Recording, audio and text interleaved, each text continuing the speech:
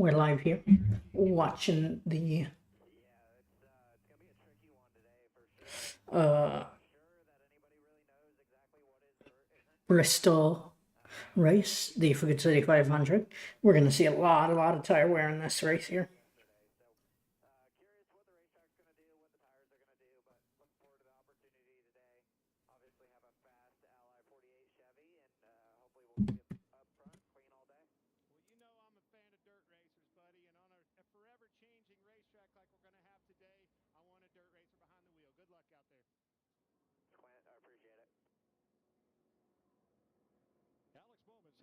Hendrick Chevrolet will lead them to green. There's a Chevy on the outside of the front row, too. That is Ricky Stenhouse Jr.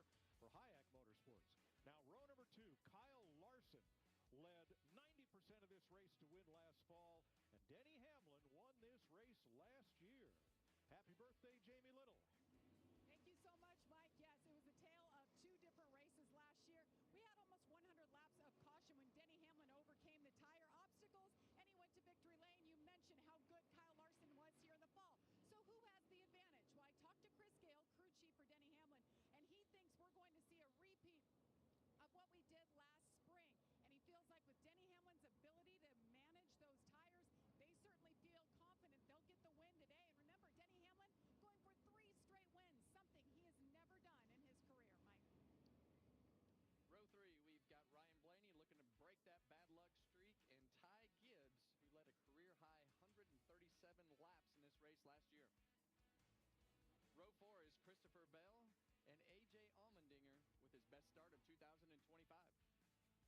Row 5, I'm going to call him a cowboy this week. I saw him down there with a cowboy hat on, Wranglers and all, his fire suit look. Carson Hocevar on the inside. On his outside, number 7, Justin Haley. Row 6, Josh Berry, the famed Wood Brothers car. And then on his outside, Ty Dillon.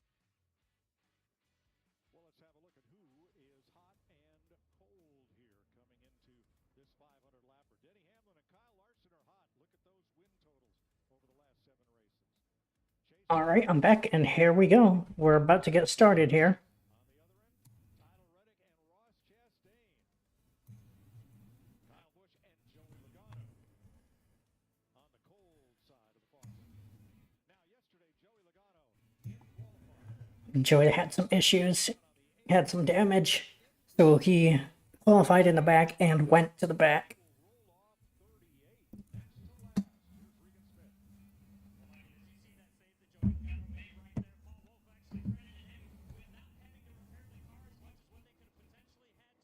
Roll off 38. Next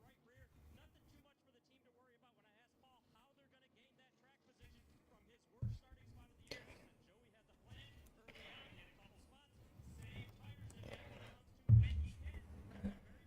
All right, we're almost ready here. Thanks, Regan. Let's check in with our crew chief, Larry McReynolds. Yeah, Mike, pit road mistakes and penalties has been a huge story in 2025. In fact, the first 8 races have combined 42 pit road speeding penalties.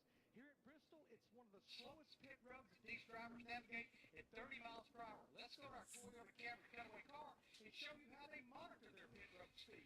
It's not a speedometer. It's about RPM, but they're not even looking at that in second gear. It's about those lights on the straightaway part, the front and back stretch, 3,600. You have to stay All right. in the green lights. In the curve part in 3 and 4 up to 3,900, you have to stay in the blue lights. If you ever get in these blinking red lights, you back down that second. Remember, it's not about the speed, guys. It's how over this. So in every section, everybody's going to get all they can, every section, every pit stop. Seems like there's always a lot Interesting. of penalties here. So here we go, everyone. We're getting... Everyone's going to be pushing, everyone's going to be fighting, getting real close together.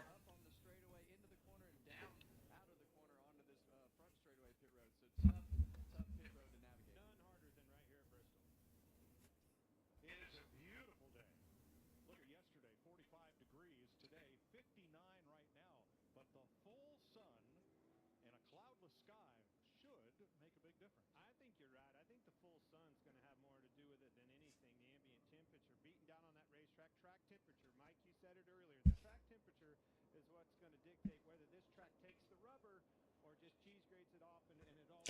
Here we go. I wonder if they don't lay rubber, this will be a saving race. If not, they'll be, if they does lay rubber, they will just be able to go all out the whole time. Mike, it's a lot about the driver. Tire management, run your pace. Just do what you need to do to stay on the lead lap. If you feel something, don't be a hero. Come to pit road because if you don't, you could be the next caution. Crew chief engineers keep a watch on your number of sets of tires. You only have 11 sets total for the entire race, including the set that you actually take to the green flag. The Henry team racing with heavy hearts today. Here is Kyle Larson's radio. Racing for the memory of our beloved John Edwards and his untimely passing this week. Thoughts and prayers go out to everyone at Hendrick Motorsports and the NASCAR community and John's family for mourning his loss. John, thank you for everything you've done for us. Hope to make you proud today. Kyle Larson rolls off third. Bowman, Stenhouse, Larson, 3 Chevys leading Here we go, boys. and Ryan Blaney. Just keep it on the track, save some, protect your tires when you can. Green flag. Here we go.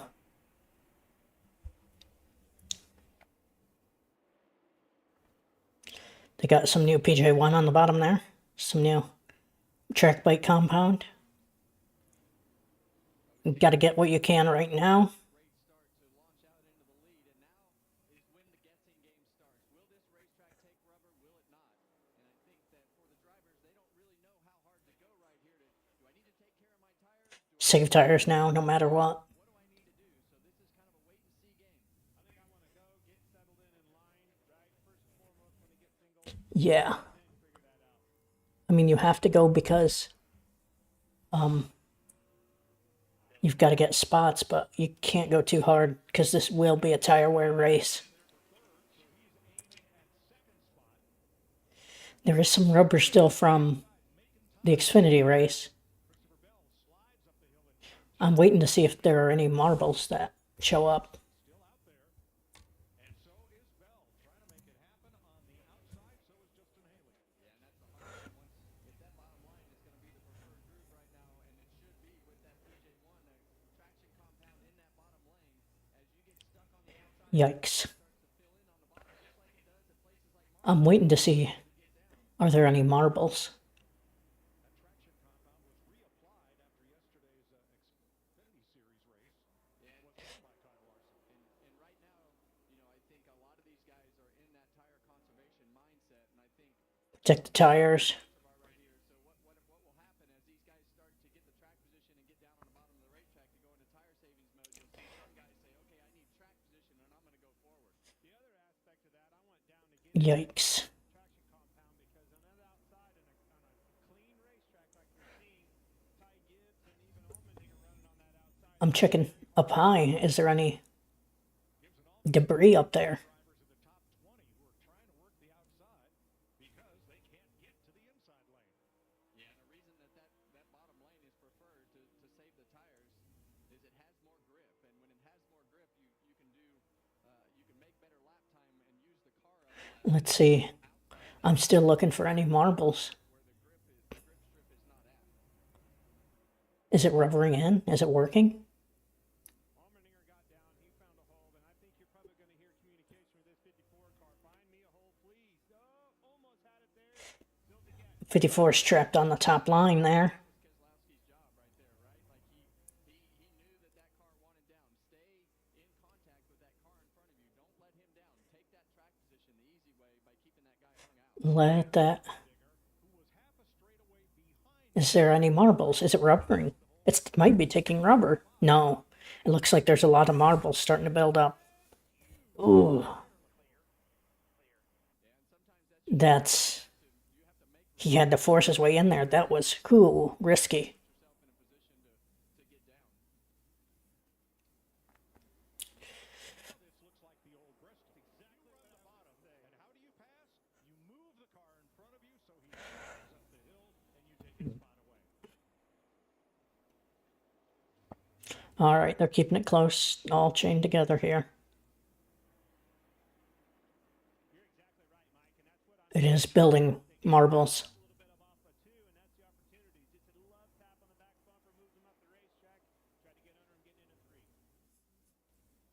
Here we go. Denny Hamlin in third behind Bowman and Stenhouse, who started on the front row. Now remember Joey Logano, who started way back in 38th place. He's picked up 5, you can see there. John Hunter Nemechek and Chase Briscoe Come on, boys. Get something rolling here. in a one-off ride in that 0-1 just in front of Logano. There we go. Logano will take the inside. Got to give him room. Yeah, now LaJoy is in that position to where he's up on the outside, and He's trapped out there. looks like that the racetrack right now is definitely these guys are taking care of their tires to make sure that they protect themselves. So Joey Logano trying to pick them off one at a time. Am I seeing the rubber on the...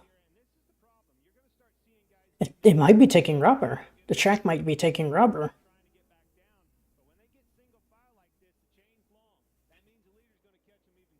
And the guys you don't want to go to the outside and try to bust around the outside to make up that track position. So if you can get an easy figure up underneath somebody off the corner, that keeps you in the traction compound. So here's the world's longest conveyor belt. Err. Conveyor belt right now, but if these tires fall off like they did yesterday in about 15 laps, we'll really start to see who did a good job and who didn't. Well, Ty Gibbs finally did find a spot in line. He lost 8 positions. He's in 14th. As you watch from our Toyota cam, here's his radio. Managed our run, managed our race. We tried to grab one too many spots up top, and then pay the price on the long haul. It's all good. Ooh, he got there. Ooh. Forward and right behind him, Jesse Love in his first ever Cup race. Love won an R&R's West race at the age of 50 It might be taking rubber. into the National Series, where he got a title in the The track might be taking rubber today. last year. At 20 years old, he's starting his first ever Cup race and doing it for RCR with Kyle Busch as a mentor. And he's right in the hornet's nest, Kevin. That's exactly, of all the places I don't want to be on the racetrack, it's Hmm. trying to learn, trying to get down, right, and they are not going to cut that rookie any slack. Well, I love trial by fire. I think being in the middle of that hornet's nest is where you learn the most, to be able to understand how all of this works. But right now he's up on the outside, and I don't know that's where he wants to be. Yikes. Number 3 is trapped outside too. He's got the 9 underneath him. Cindric is struggling. Ooh. Reddick slid those tires. Those tires are going to be done for.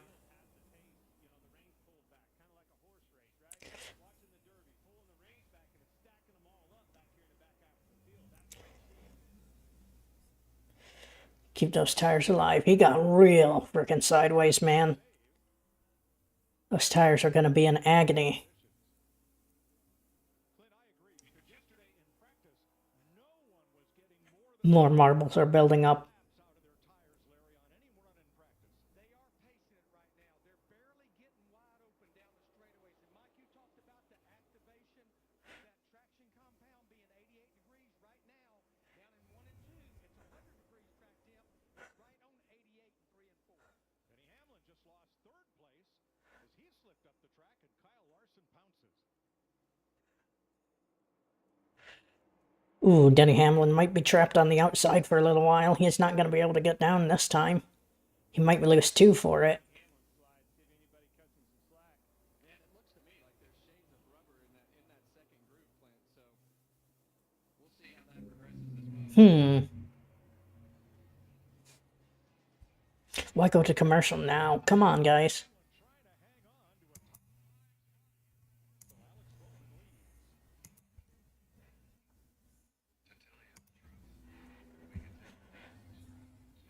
These guys gotta not go to commercial like this.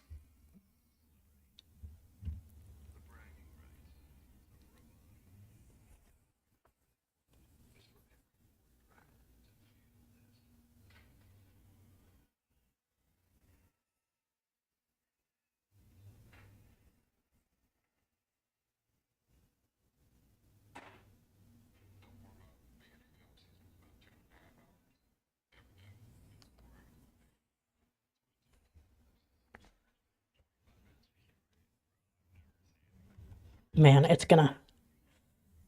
Without the...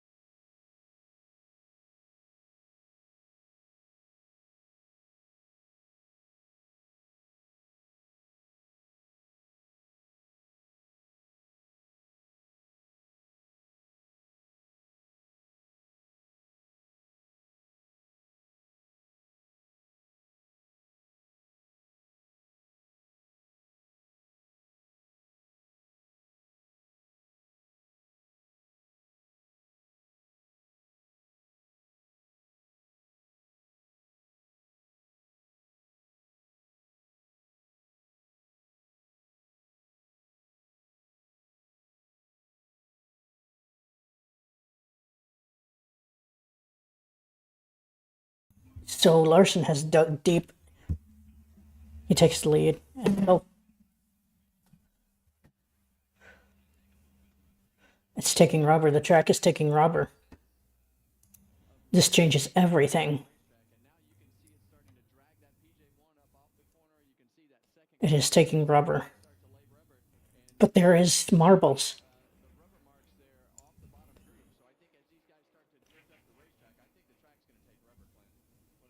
The track is taking rubber.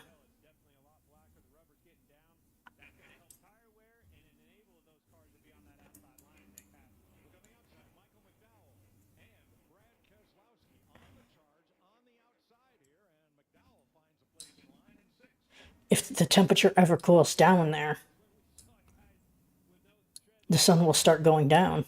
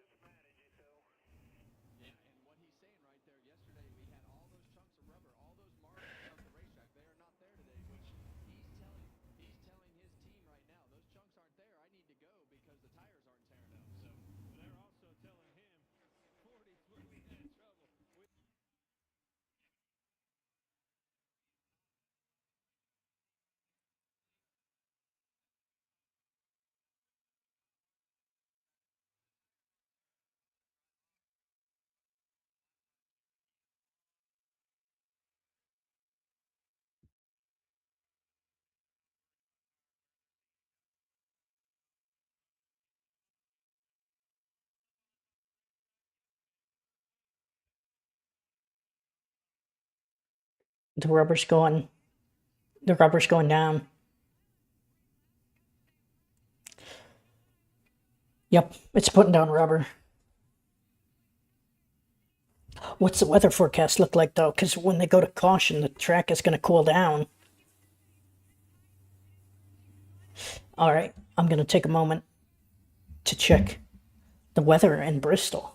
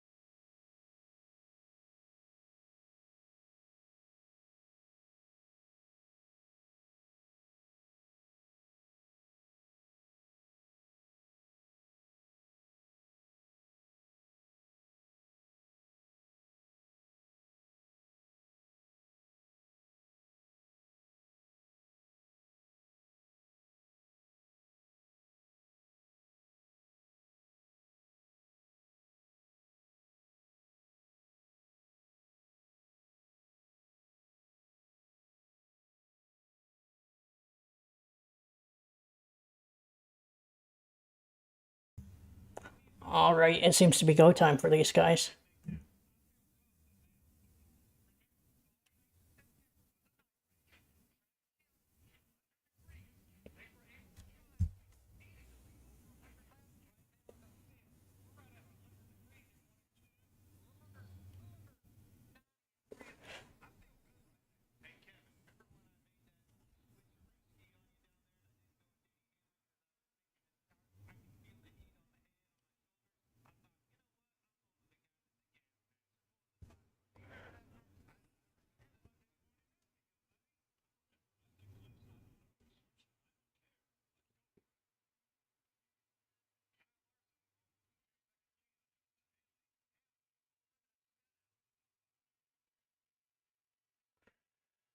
It's going to get real interesting here for a little while.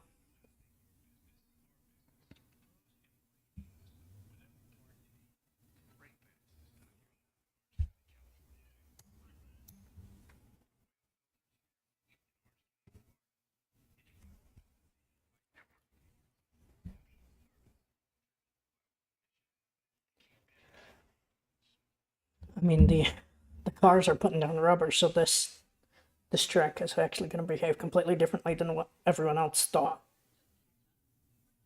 So my question is,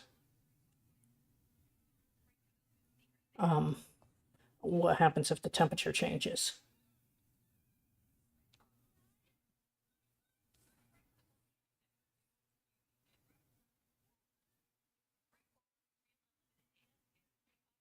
Because it looks like it's 60 degrees there, and it's not supposed to cool down much.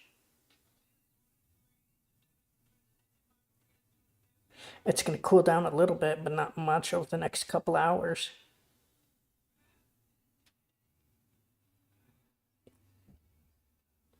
Now, if the cloud goes behind the sun, or the sun goes behind the clouds, and if the sun goes behind the clouds and it cools off a little bit, it might wear the tires, but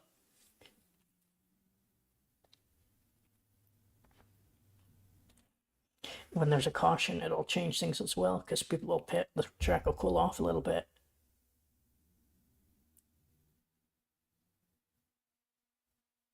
Because it's warmer this year than it was this time last year.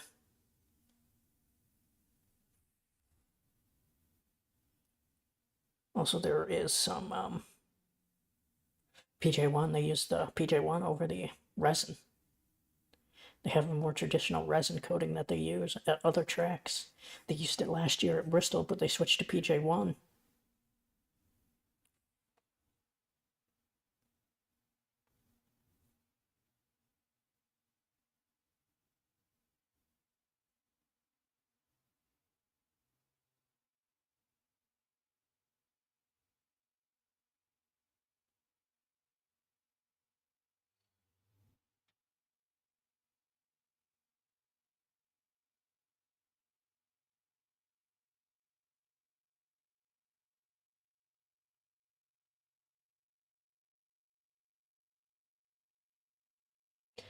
Man, this race is going to be a touch boring because the tires aren't going to wear out.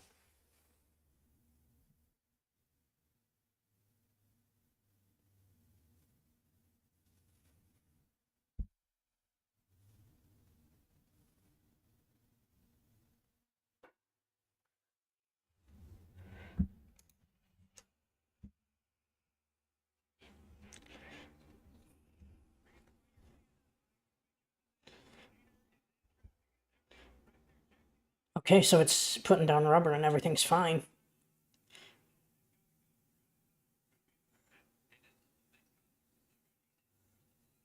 Justin Haley in second.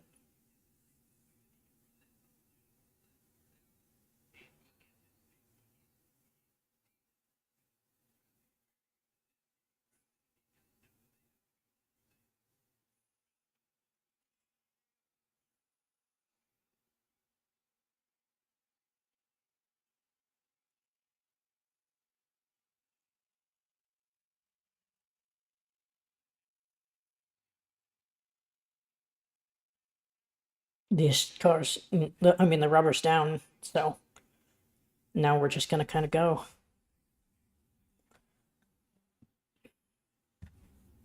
I wish the tires would wear, but it is a temperature thing, and that's it. It's just a temperature thing, and it's just too warm today.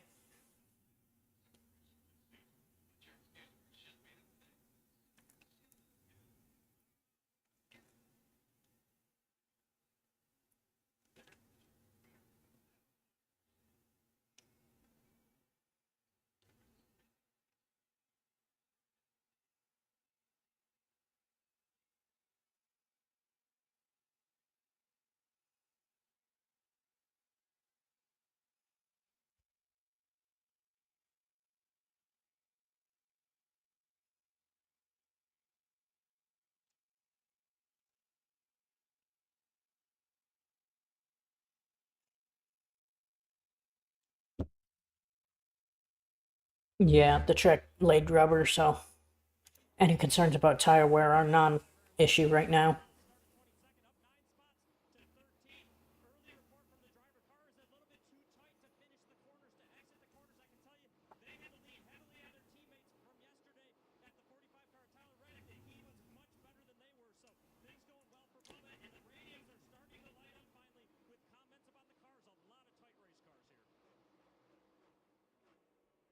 Yep, track laid rubber. There's nothing they can do. He has now lapped 7 cars, counting Nemechek, who is 33rd. Busher, the next one ahead. Yeah, Larson's car is good. we saw, like we talked earlier, we saw all these drivers have so much trouble with tires. The mental side of today's game, knowing that you're going to possibly have to run 125 laps on tires after you went through what you did yesterday, seems almost impossible. So right now, inside the car, they're feeling, Oh yeah. is that vibrating? I don't know. Is my car starting to turn? Is it? They're trying to think of any reason possible to think of something that could be wrong with the tires. Look at this PJ1, the traction compound, if you will, starting to ball up down there on the bottom. And I Uh-oh. that creates this tighter sensation that these guys are complaining about in the center of the corner, Kevin. So Kevin says 125 laps. That would be the end of stage 1. Larry, you've already run more green flag laps than any green flag run in last year's race. And we've already doubled what we ran yesterday. Again, we're up to 100 degrees temp. Yesterday, it was cloudy, no sun, 70 degrees track temp. It just would not. Yeah, the track temp is fine. About tight. Rubber's on the racetrack. That's something they didn't have yesterday, and that's a product of rubber being on the racetrack.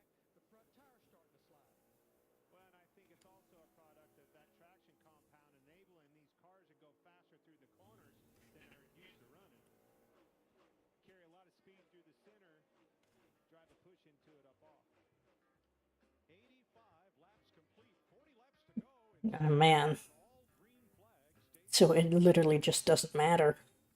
Join the more than 7 million adults.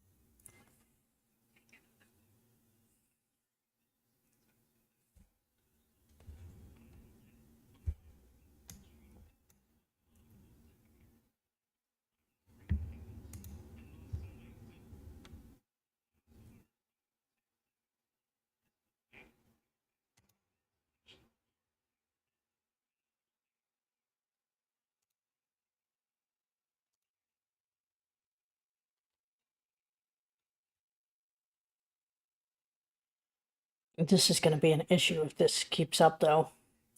Because, I mean, these tires don't wear and Bristol races get kind of boring.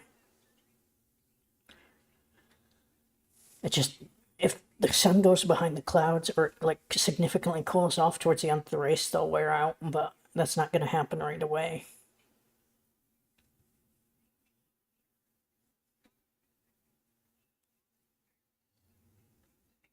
If it, like, sprinkles for 10 seconds, that'll bring the temperature down enough to get people to, or cause the track to cool off, even if it just gets a little humid. It cools off, a cool breeze.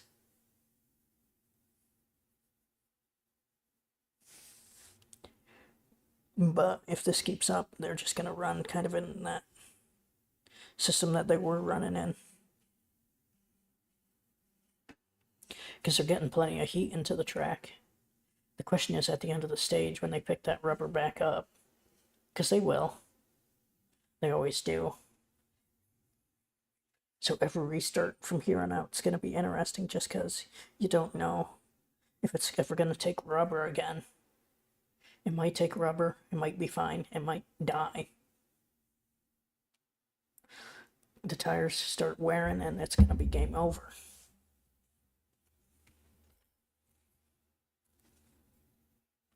So I don't know. What do teams do here?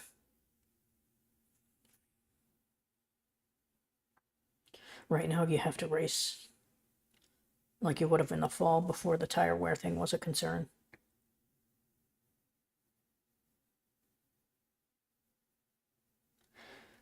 But if it cools off at all, if a cloud goes over, I think that's what it's going to take. If it gets kind of cloudy and cools the temperatures down, the tires are going to start marbling away instead of just rubbering up. So sorry about that, just whacked the microphone. All right.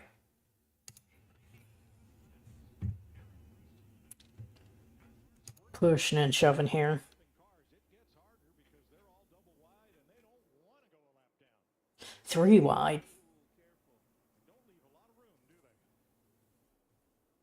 Now, Kyle Busch has got up and against the Yikes. Okay, so they are wearing out though. But the rubber's already down, so that'll stop the wear. Back to Denny Hamlin, the next blue car from your aerial coverage provided by Goodyear. Since 1925, the Goodyear blimp has been inspiring fans. Keep looking up and keep driving forward. Yep. I didn't expect this. Ooh, there are marbles at the top, but not a lot. 5 to go in stage 1. Yeah, Larry, he is picking them up and putting them down, putting a lot of these cars a lap down. Yeah, the way he's going, another 25 laps, he could lap up to about 23rd or 24th, but he's only about 2/10 slower than his fastest lap right now, talking about Carl Larson in the 5. Now, just ahead of him, Joey Logano goes after Riley Herbst because they're the last 2 cars on the lead lap now.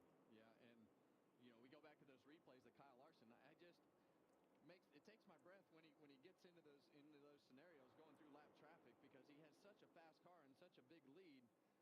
Takes such chances tearing up his car like that, though.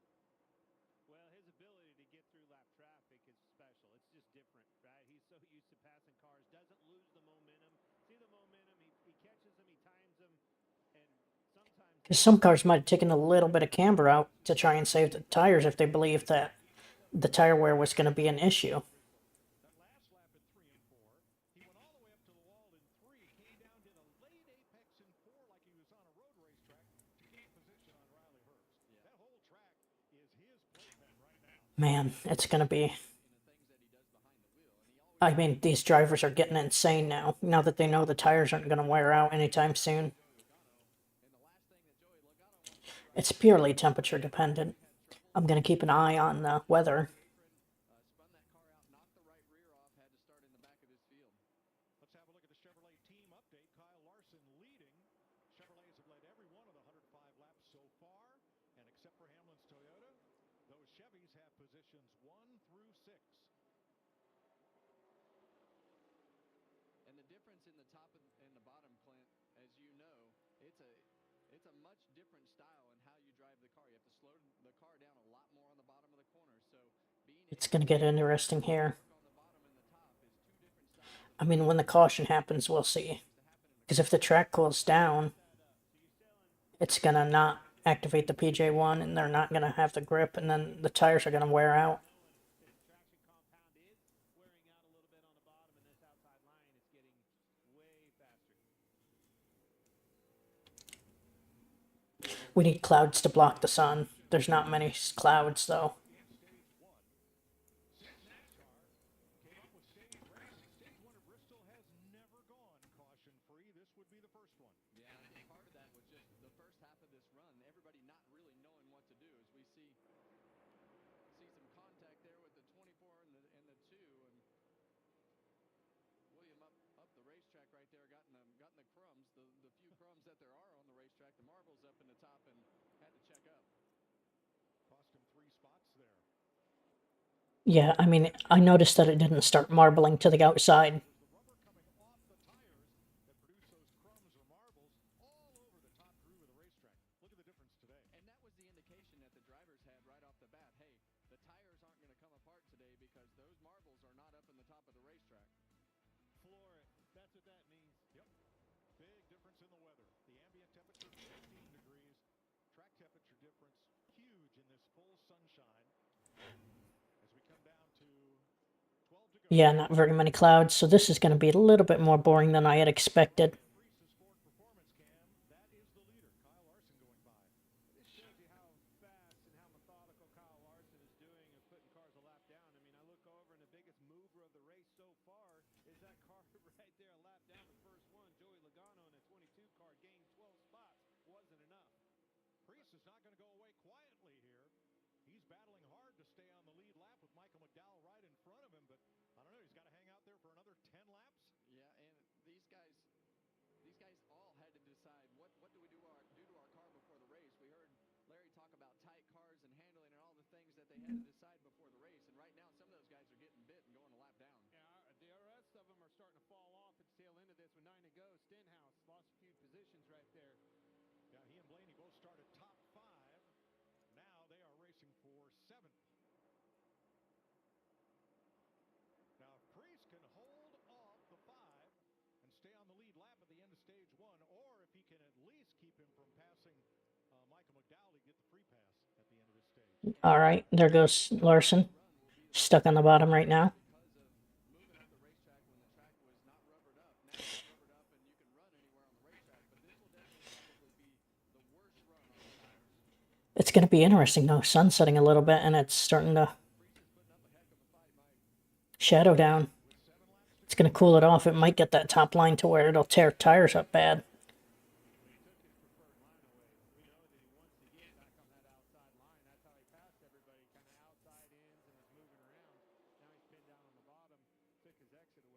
Well, and there's another car in front of him on the bottom of the racetrack as well. So Ryan knows that he had Larson pinned in right now, right there, and this is the race to get to the end of the stage. And Larson just can't sit on this behind Ryan Preece because Denny Hamlin has cut his lead. There's Hamlin down to 0.8 of a second. And that's typical Bristol. You get stuck in traffic, you get cars that are hard to pass, hold you up, and it allows that guy in second place to run right in on you really quickly. So Larson, top to bottom at turn 2, gets even with Preece down the backstretch and Can't get clear. no. And there you see the other problem. Michael McDowell on the bottom of the racetrack. Now he's going to be clear of Ryan Preece, so he's going to have the option of wherever he wants to run, right back to the top of the racetrack for Kyle Larson. Yep, rubber's down. It's game over. No tire wear this race. Look at the speed difference they can carry on that outside. The momentum up off the corners. Well, now Ryan Preece needs to go to work on Michael McDowell because now Michael McDowell is the lucky dog as Kyle Larson puts him a lap ahead. And Joe Logano is coming behind Ryan Preece. So big fight here to be last car on the lead lap or first lap. White flag. End, which is 1 lap away. Larson all alone now. He's got a big buffer between himself and Hamlin and wins the stage. Green to checker. And I believe Preece got past McDowell to be the first car 1 lap down. It's Kyle Larson's 6th Bristol stage win, the most of all drivers. Man.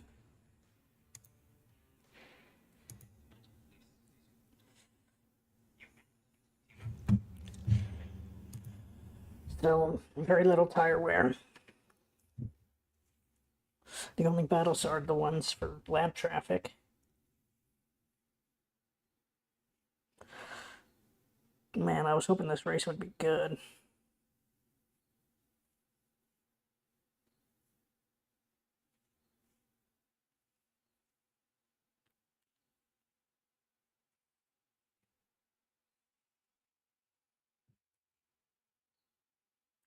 Temperature's too high.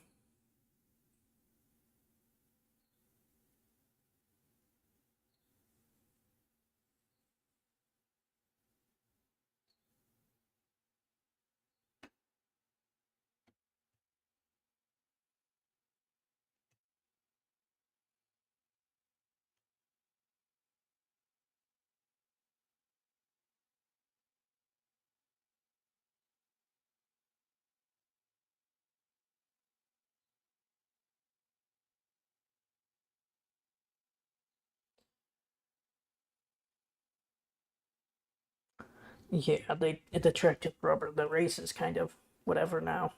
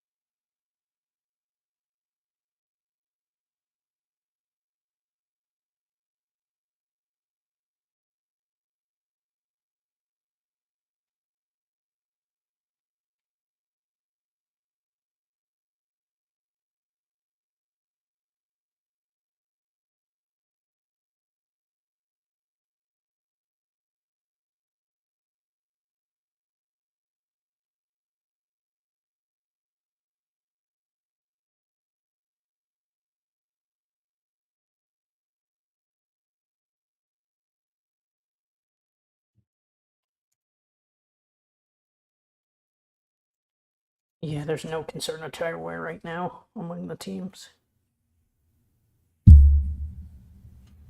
There's absolutely no concerns here.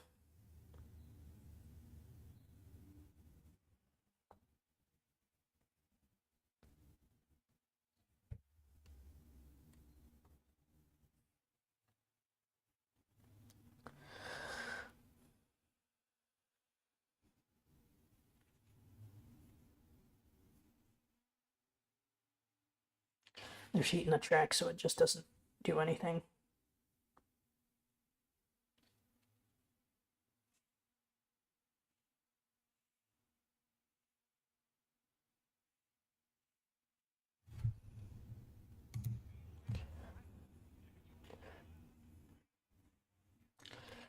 I mean, now that there's rubber on the track, they won't have issues putting it back down. Even if they do pick up most of it, it looks like the track sweepers are out. So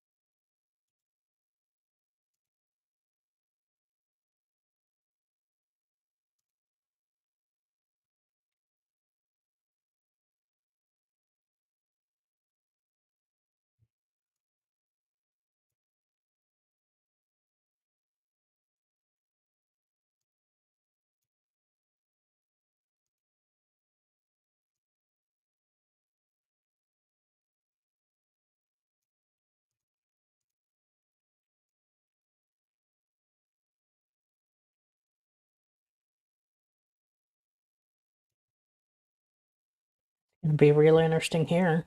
Everyone will pit.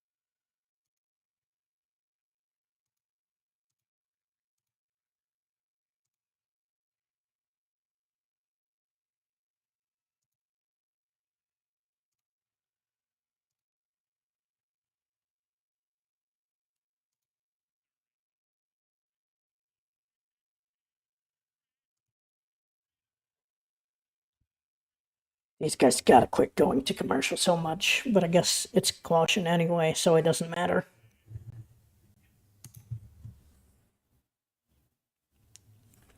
Alright, let's see what Twitter or X is talking about here. Twitter.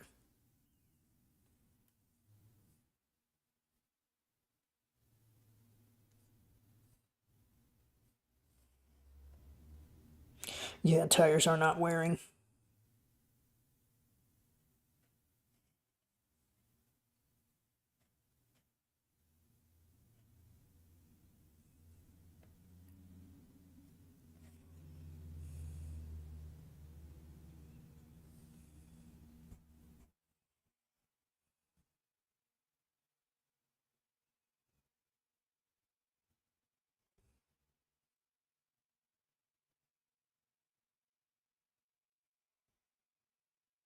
It looks like Shane Van Gisbergen and Kyle Busch got penalties for speeding on pit road.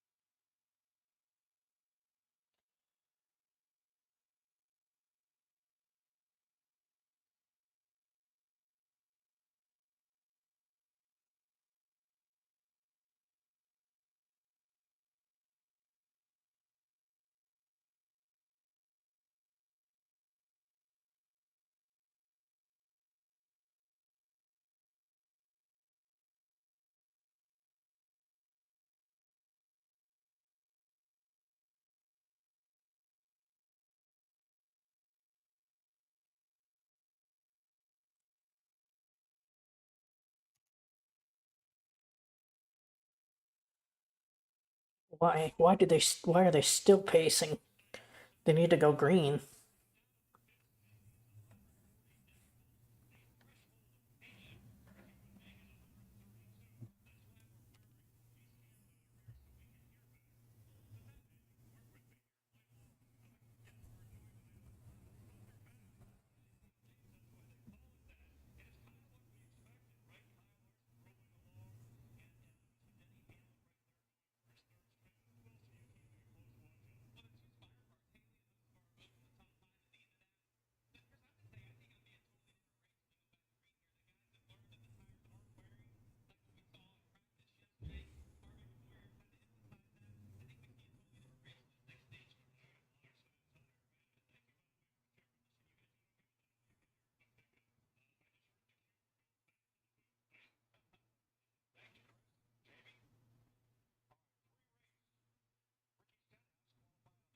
Man, this is gonna get boring here.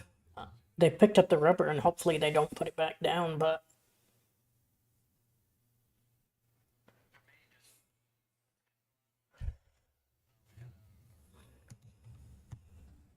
still waiting for them to go green here.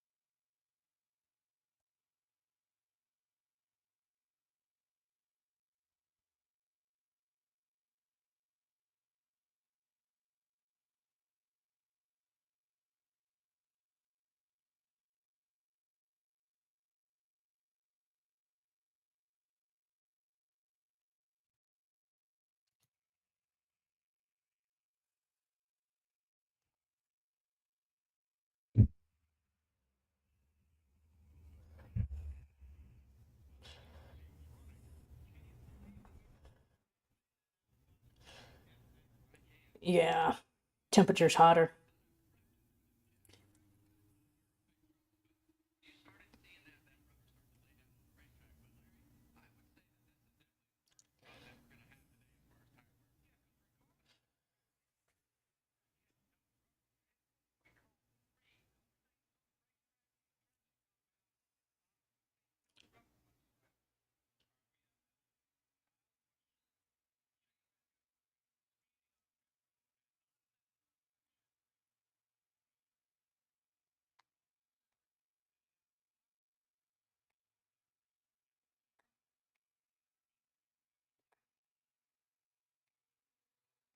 If it cools down, it'll start eating tires, but it's not going to cool down right now.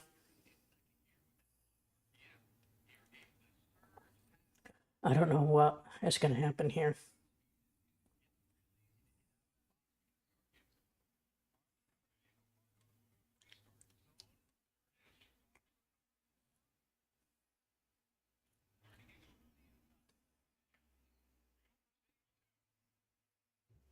Man, Larson gets a launch.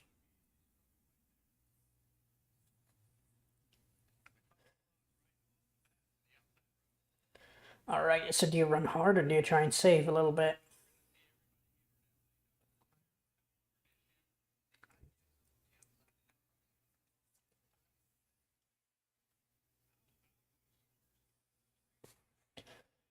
All right, here we go. There's going to be a fall race because it's hot enough.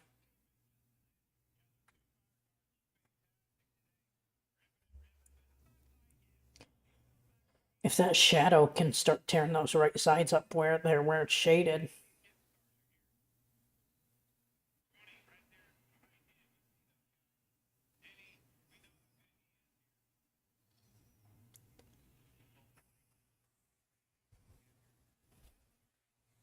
I'm waiting for that shadow to start coming into the talking about in the booth. Because it will start to matter. Because once it gets shadowed, it's not getting that sunlight heating the track up, and it won't keep heat. So the third stage might be interesting, but the second stage is just going to kind of be this again. Oh, they hit a little bit of contact. Man.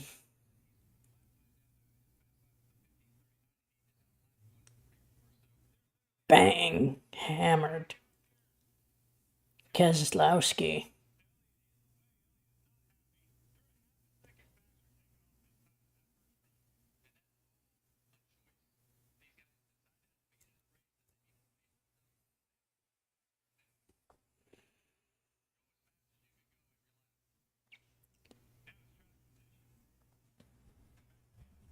Here we go.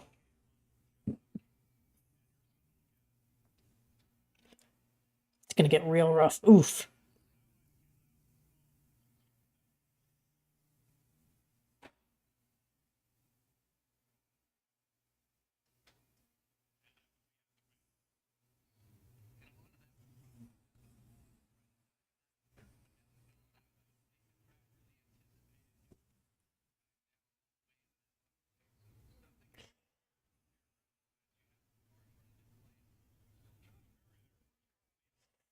If that sun goes down, that sun needs to go down.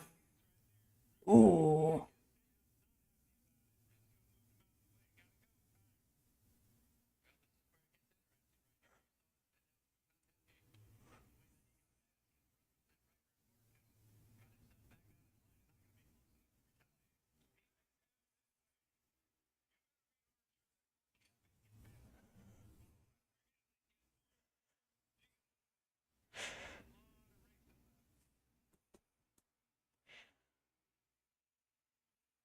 There we go. Got past. Okay, interesting. Haley in second. Haley having a good run today.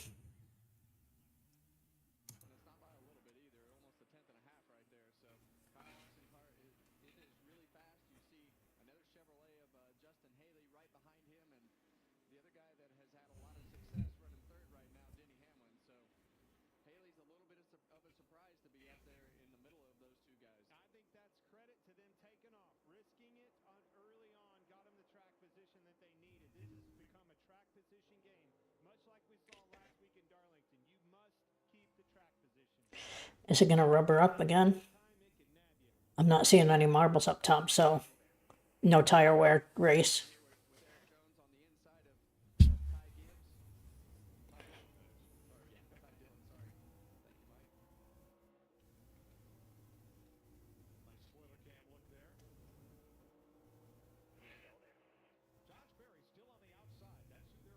Man, they're going at it.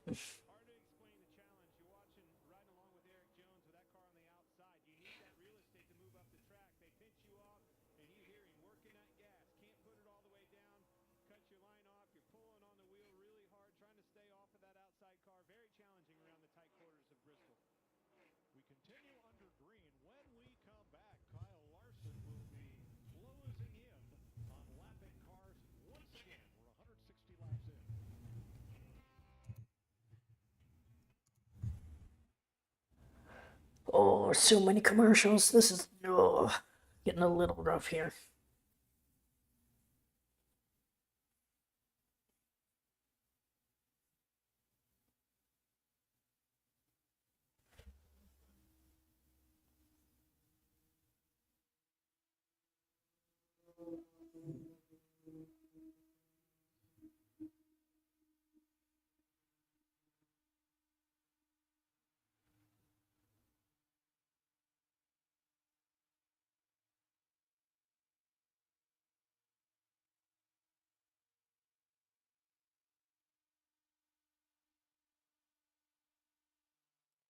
Hopefully things keep going well, but it's not looking great.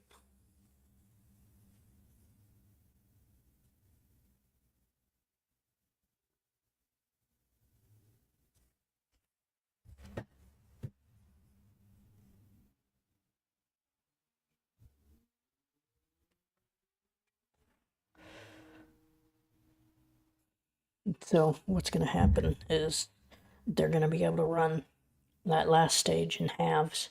Now, if that shade comes down and cools the track off, it might start wearing out the tires.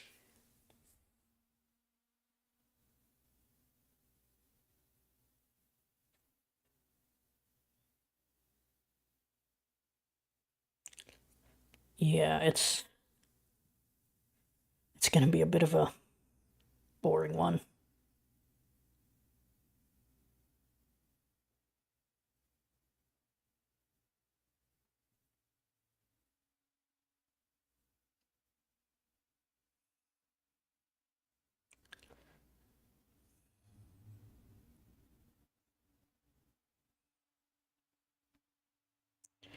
Yeah, I think it's going to be kind of a not great race.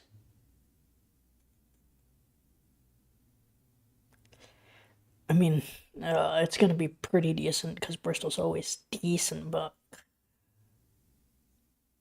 I was expecting the tire wear race, and it's just not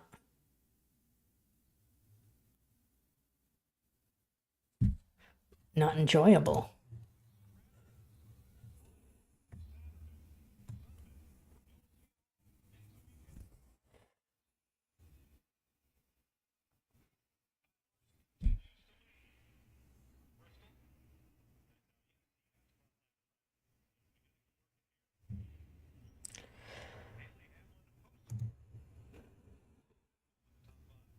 Still going, so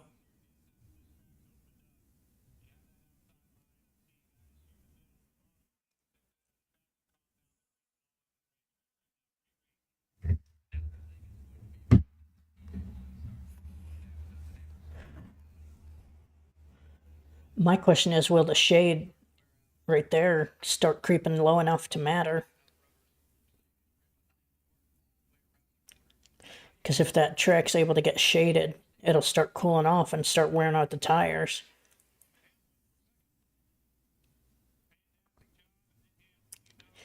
Are they stopping? Not quite. Ugh.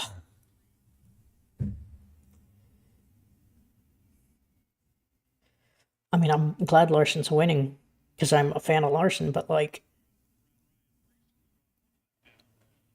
I don't want this Bristol. I want the other Bristol. I want the tire wear Bristol, not this Bristol.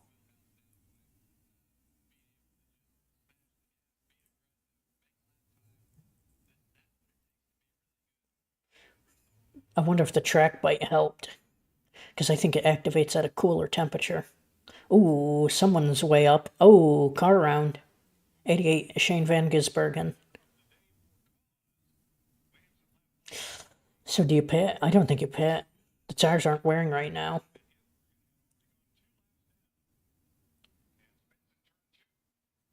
Tires are fine right now. They aren't going to wear yet.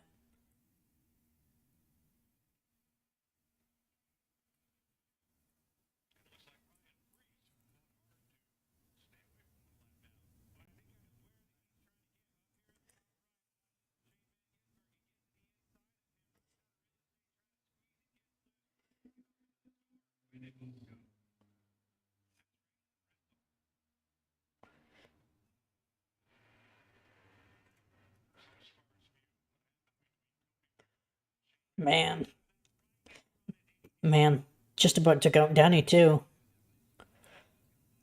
Shade gets close to um Priest, Ryan Priest. Just barely taps into him, gets a touch tight, and Thinking, Larry, we didn't.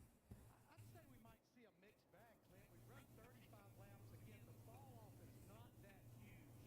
yeah, that's the big problem is that there's not enough fall off. Probably you're looking at about 65 laps.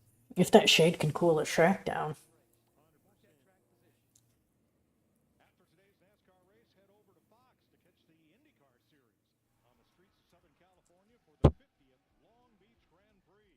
That's later today on Fox. If they can get really anything going here.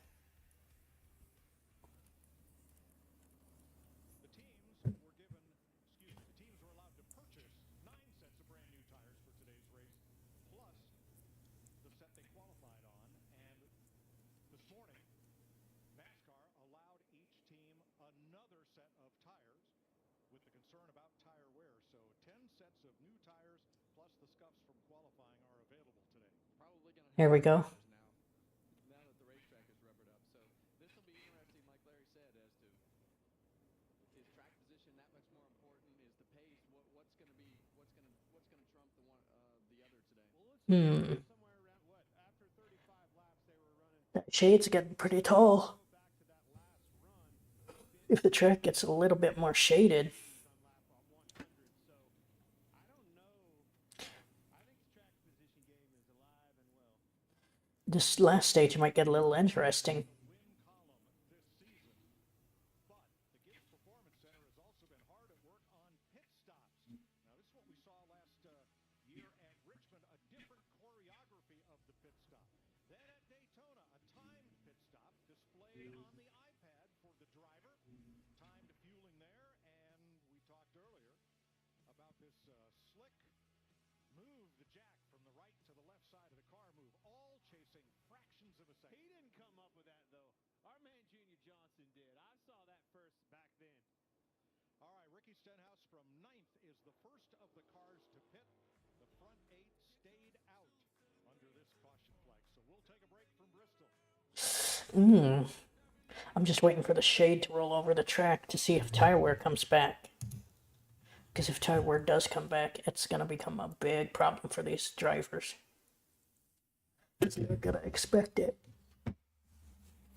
And it's only going to affect one side of the track.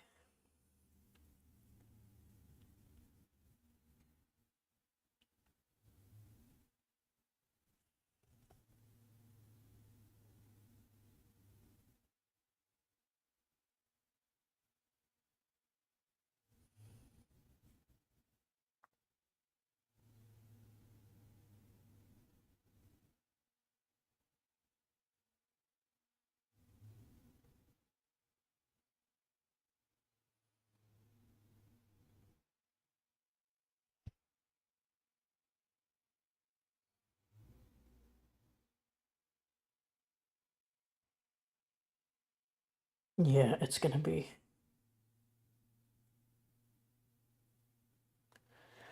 It's going to be pretty stale for a little bit here. Till that shade rolls in and cools the track off.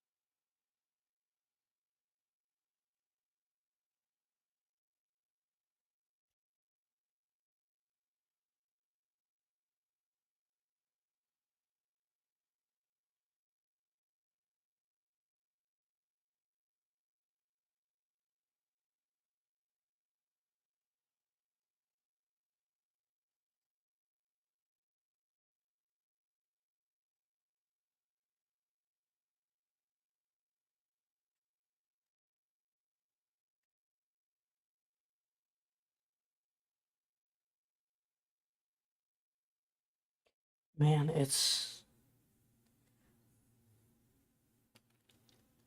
I mean, it's an okay race. I will say it is a pretty decent race. The on track action is decent, but it's not what people were expecting. Road after his stop. Switch to the rear view. Watch the right side of your screen here. Ooh, someone lost a tire. There she goes, right there. That's the lug nut off the left side. And the wheel and tire that left started rolling down pit road. Oh my gosh. And here in the middle of a pit stop, look at how Suarez crew comes around and just misses being hit by that errant wheel and tire. Well, that was really, really lucky that that tire Yikes. hit that crew member. That would have been a bad deal. Did they get that tire? I'd keep it.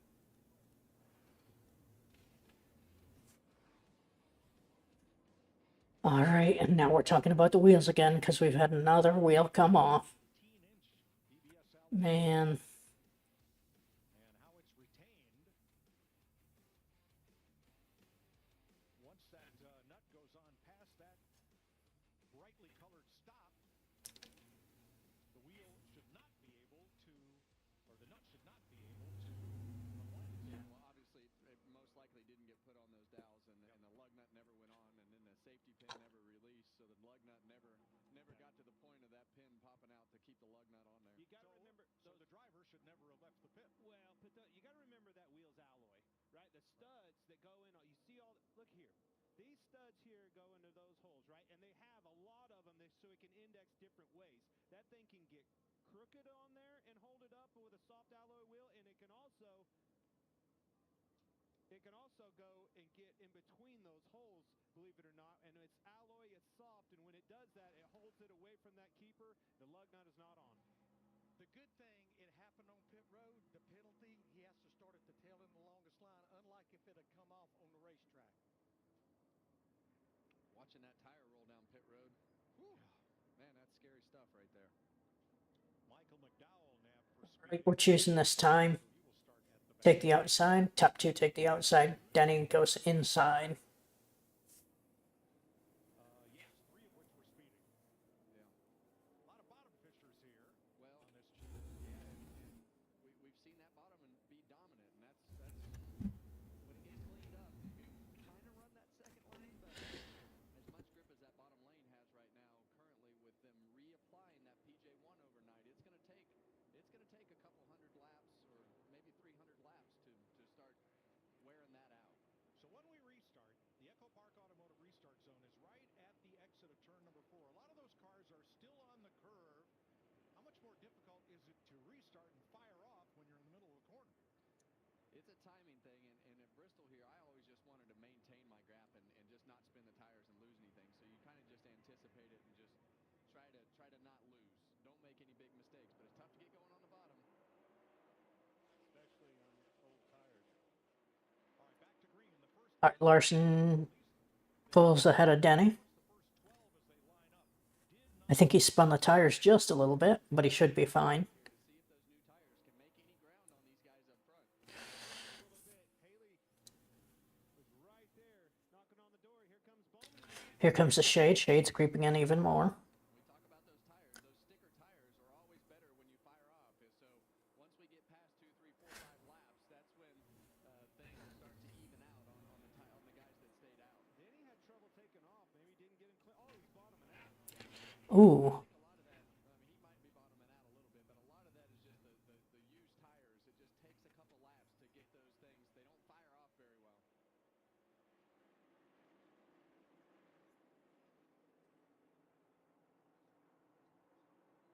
So everybody back to Ryan Blaney and Tyler Reddick did not stop. They are on the older tires and trying to gain some ground. Here comes Ricky Stenhouse, Bubba Wallace, and everybody who got fresh tires behind.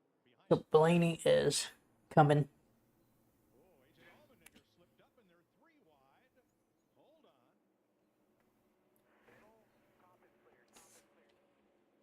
When you see Ryan Blaney, he's one of those guys that put new tires on. So we saw that his car was really fast on the long run earlier today, but he's definitely one that we need to keep our eye on to see if he can make ground and make these passes with those fresh tires. So the Spire car is now fighting for 5th and 6th. Here comes the shade. Shade's creeping in here. So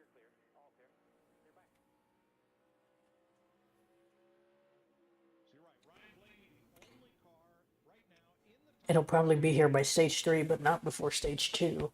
the others not able to advance. Here's a look at Blaney's last 4 races. He has passed an average of 40 cars per race, 4 positions, but has lost an average of 6 positions on pit road. Man. On the track, driver rating of first, 18th on restarts, pit crew ranking not so well. And he was the leader on the last caution flag there at Darlington last week, but I mean, once his tires kind of start falling off, it's not going to matter. to get him his position to win. Again, because the track rubbered in correctly. Stenhouse are the next 2 drivers on fresh tires behind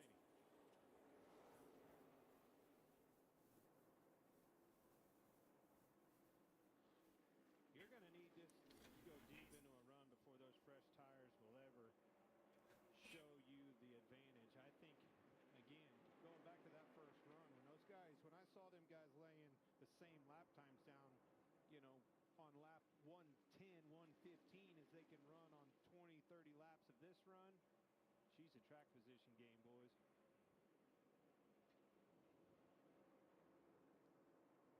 Jamie? Kyle Larson has run more laps this weekend than anybody. That's because he pulled the triple. The truck race here on Friday night, he came up 1 spot short. Yesterday in the Xfinity race, he dominated. Today, so far, that's been the case as well. Kyle, after that first stop, he came on the radio and said, "This car is good. I'm really happy with it." They had made a slight air pressure adjustment to help him. Now 2 spots behind him, Denny Hamlin.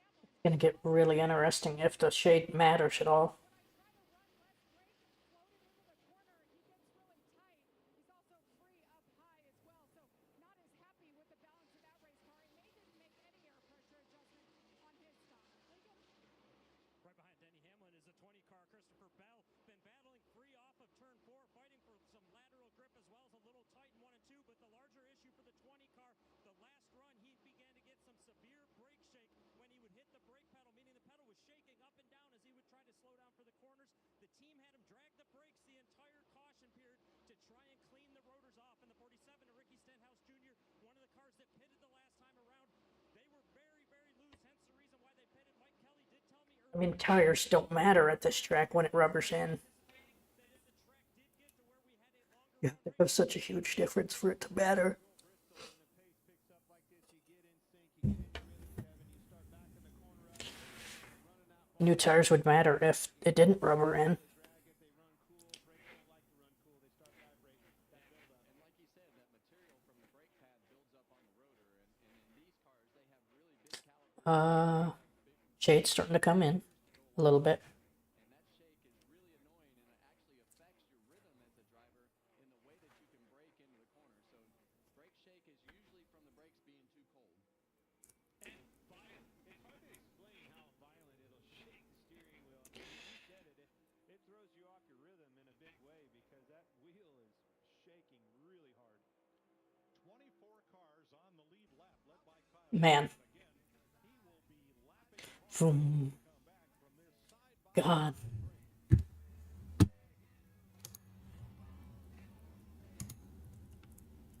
Ugh. I'm glad that they went side by side, but man, could you not?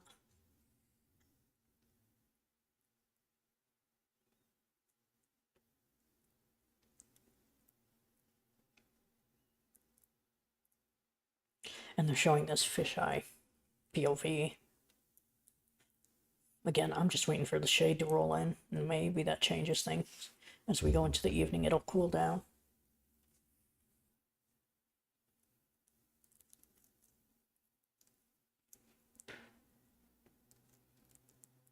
It is 1 degree cooler, I think. Oops, maybe not.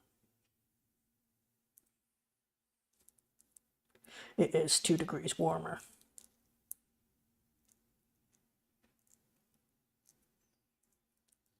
We've run about half the race in a little over an hour. No, we haven't. Okay.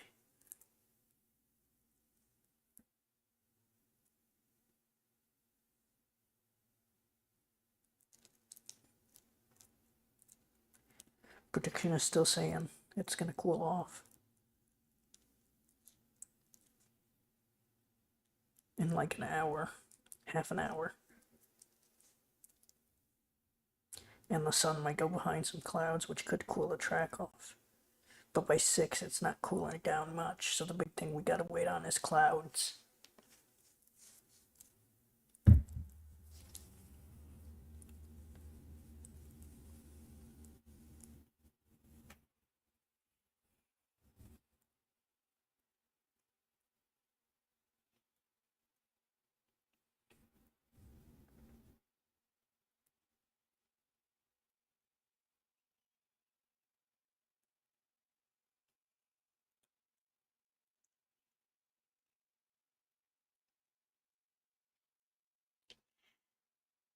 It is gonna cool off.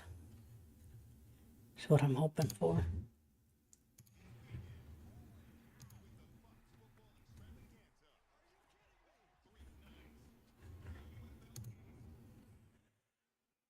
Larson still leads, still lapping people.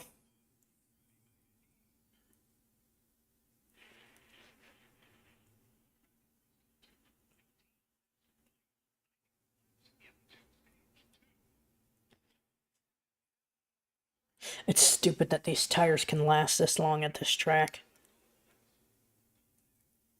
They need a little bit more wear.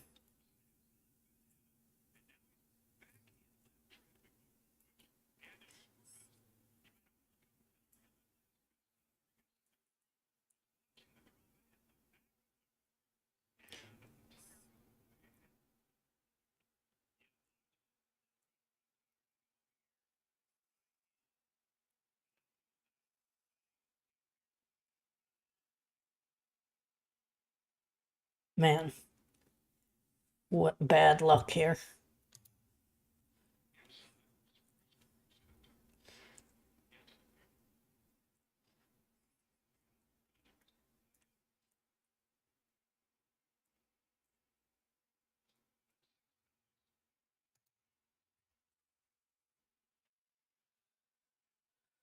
Man. I want the tires to wear. I want the sun to go down. I want the track to cool off.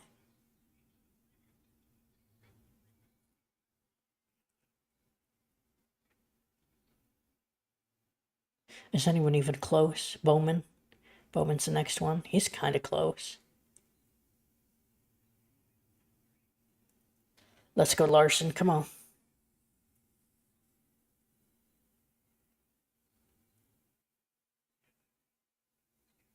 Keep digging. Keep digging. Come on. Get there, Larson. You gotta pass him.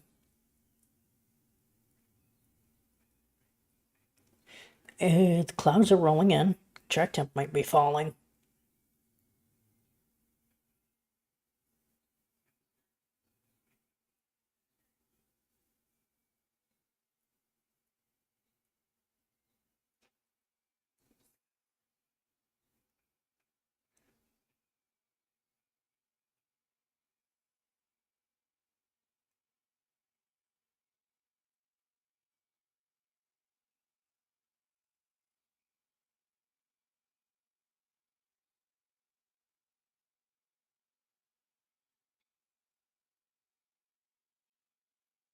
Reese goes lap down.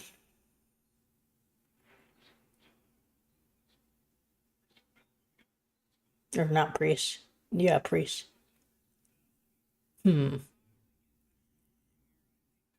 Clouds are setting in. Tires are gonna start wearing out.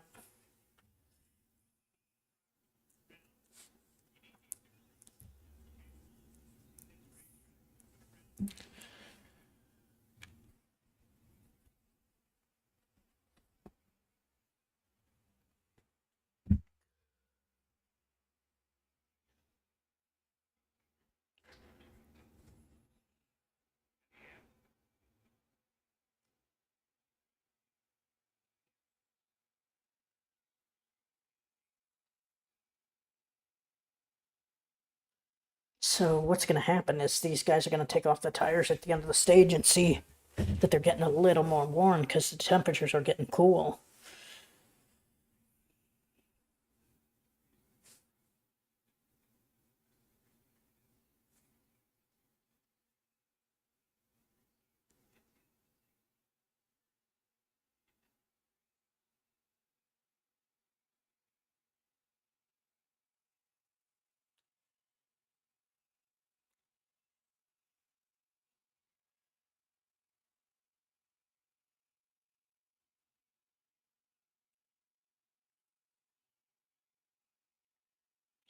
Nah, they're talking about things that aren't going to happen because the sun's going to go down, track's going to cool down, and tires are going to die. Tires are just going to absolutely fade. It's going to be a big mess. I'm thinking that once that shade, either cloud cover or shade rolls in, that track's going to start cooling down, especially under caution. They're talking about that rubber. It's probably going to turn to marbles here pretty quick.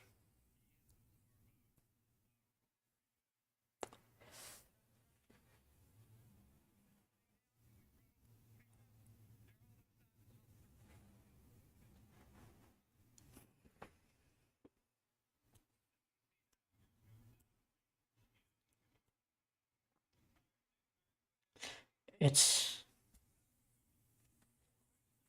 Blaney up to ninth.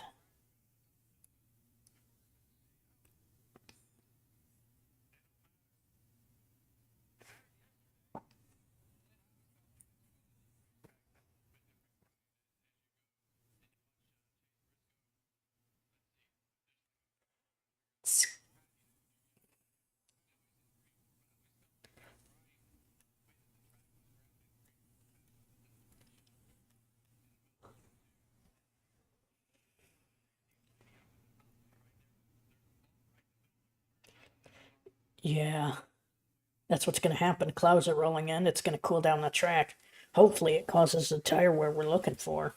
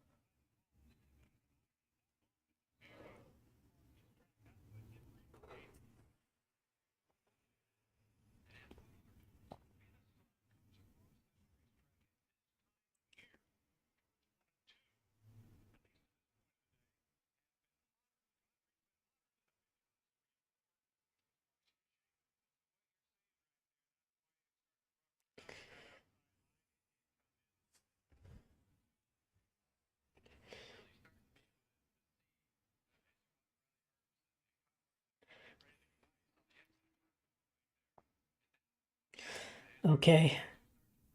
Hmm.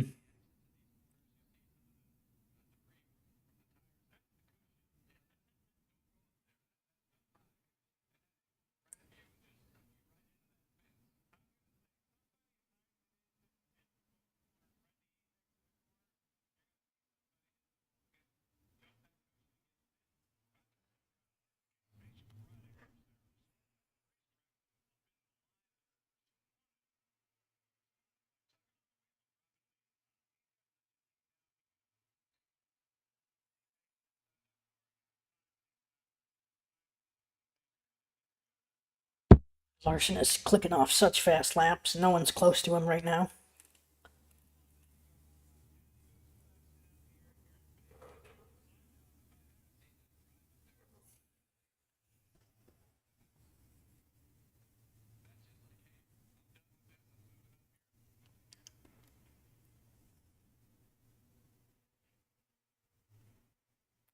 Shades rolling in. Tires are going to wear out. Here we go. Here we go. This is good.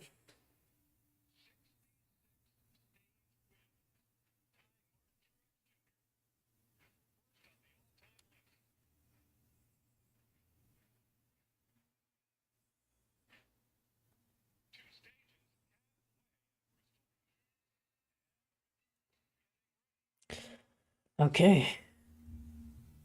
Here we go.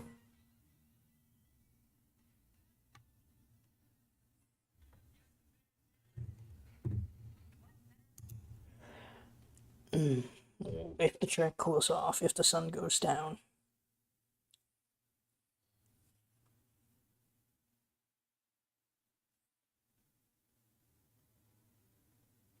It's saying weather is looking like it will go down a little bit. If it does, then that changes everything about this race here.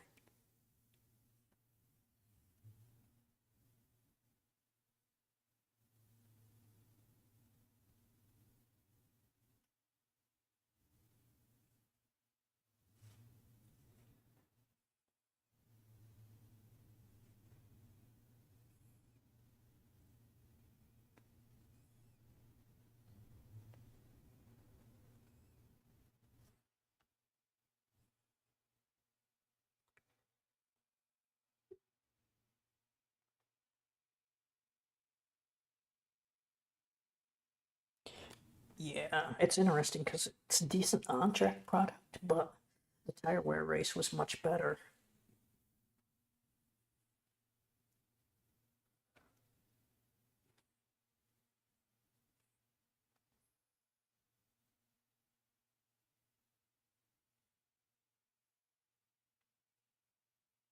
Yeah, it's Bristol, baby. Whatever.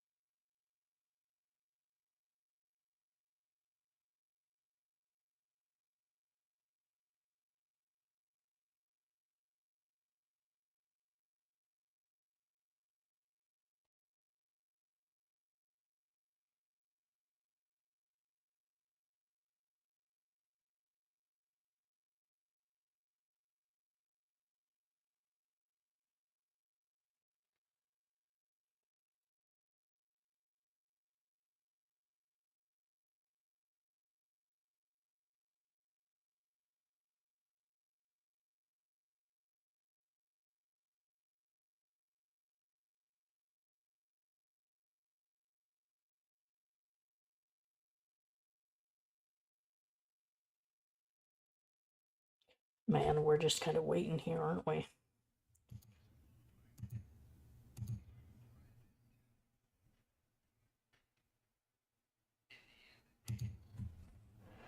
Come on.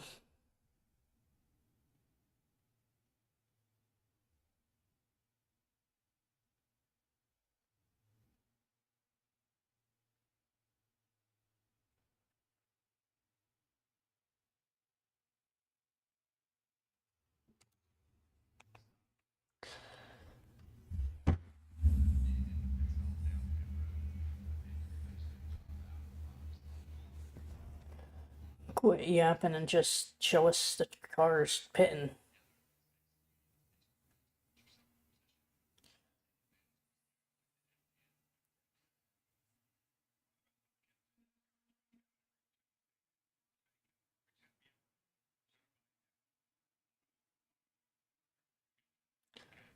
Man. Here we go. Uh,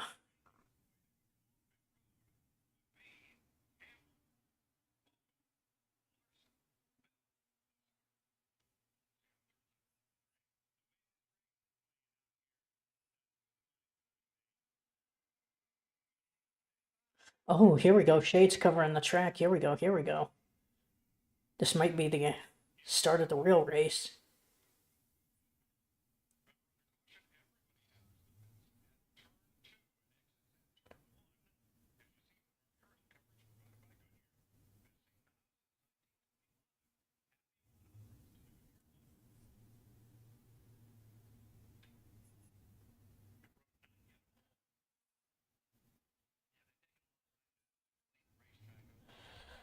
Ugh.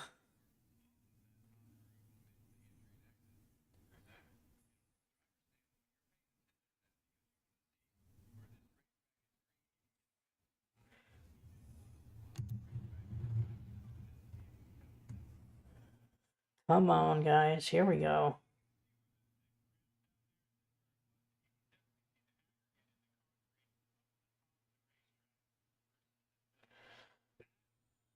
This is getting rough, guys. Come on.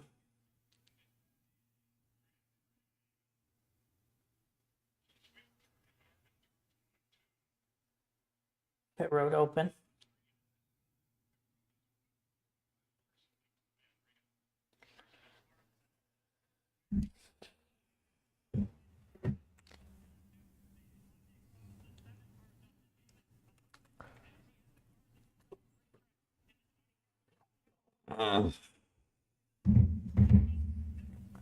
Yeah, the shade's coming in. This is going to change the race.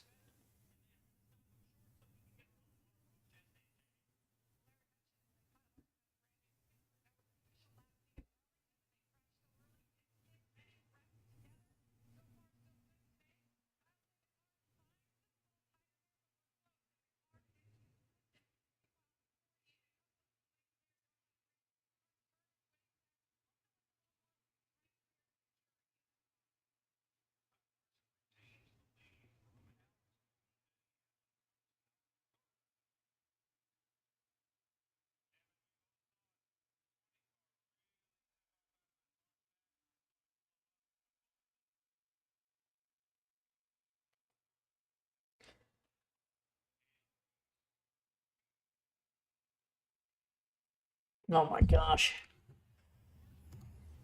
Come on, guys. Quit going commercial.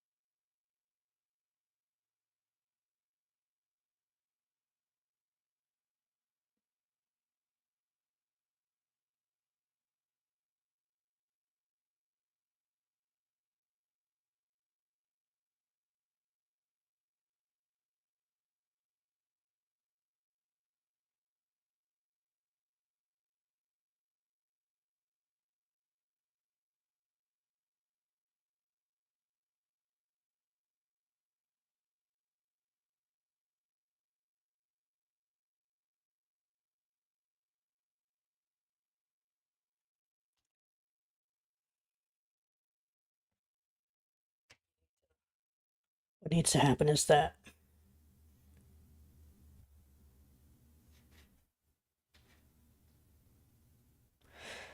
traction needs, or the top line needs to be a little bit less dominant. You need to smooth it out a bit to make it work.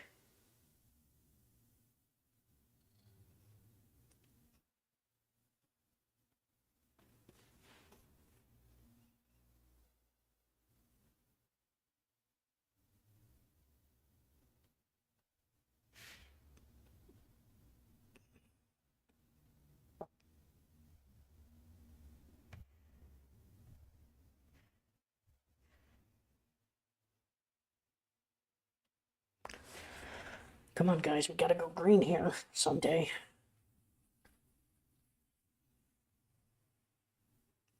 Gotta go green someday. Come on.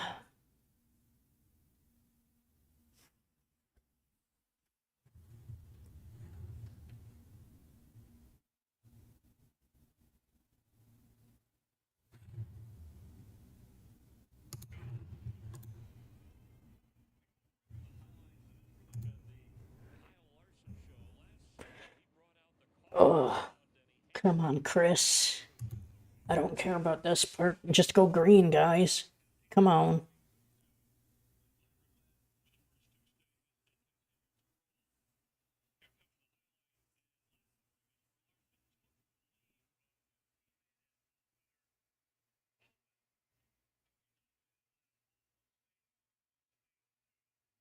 All right, so it's gonna get. Here we go. The shades are rolling in still.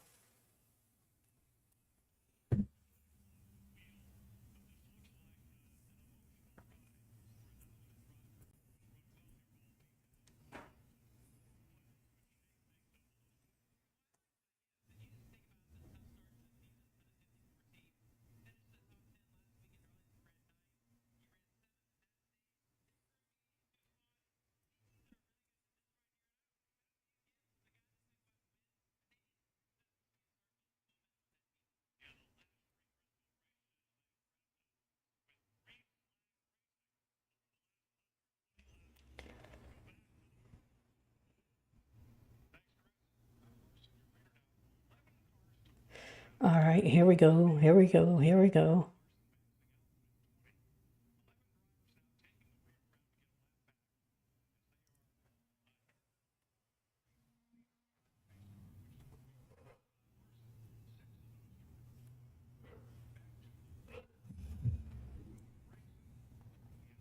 Uh-oh, Haley has a problem. His tear-off didn't come all the way off.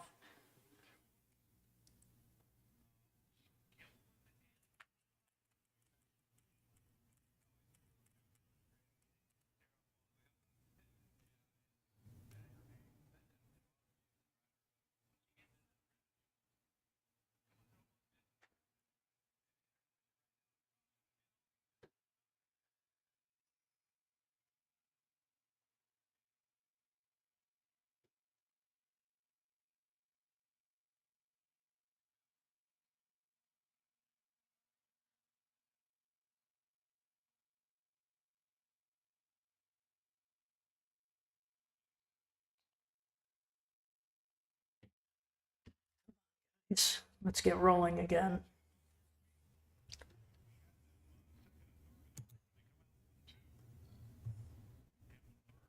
Here we go. Now maybe we actually get stuff happening.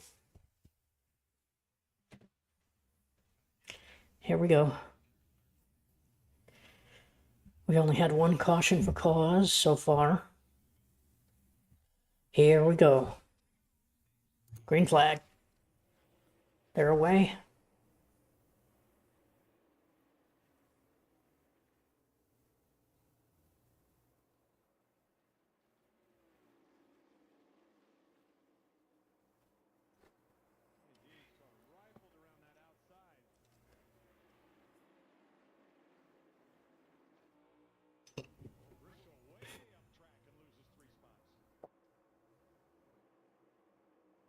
Here we go, guys.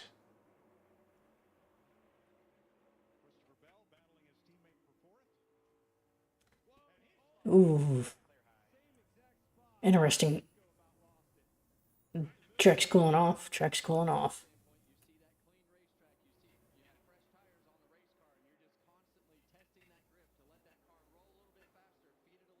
Track right there is going to start cooling off. It will not rubber up there. It will not rubber up there. Not very well. Please, please start marbling.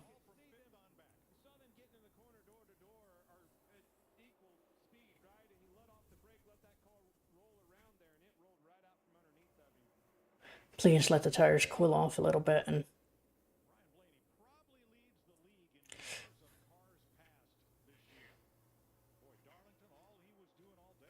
they're going to start shredding the tires. Please.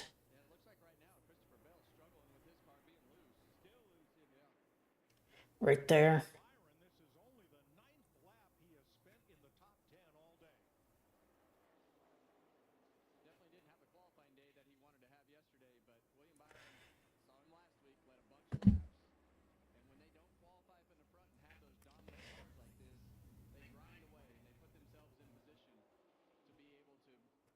Come on, hopefully the shade cools off the track and starts tearing these tires apart. Because that's the only way this is going to be any good.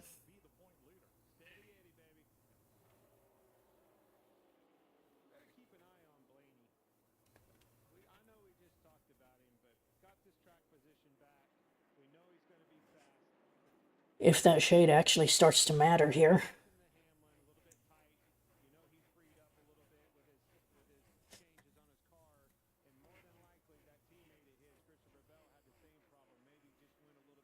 Ooh, someone just came into the garage area.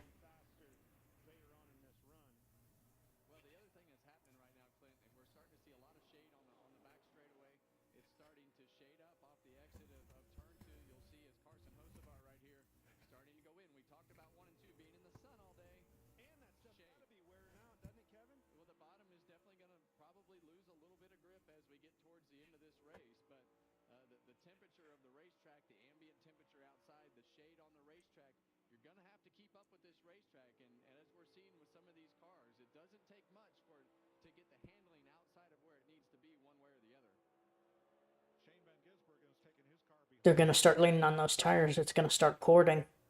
It might take longer than it did last time, but it'll be better. on the lead lap. You know, Kevin, that's a good point. And as I heard you say that, typically as a leader, when you dominate a race like Kyle Larson has at 239 of the 279 laps ran, you get complacent. I don't want to change anything. I usually say that. Today, a little bit different. He is moving around because he has to get around this lap traffic. He's been on the bottom. He's been in the middle, on the top, crossing over, slide jobs. He's done it all as he's navigating through lap traffic. 220 laps to go. We're flat out at Bristol with a minimum of caution flags, and Kyle Larson leading the majority of this race.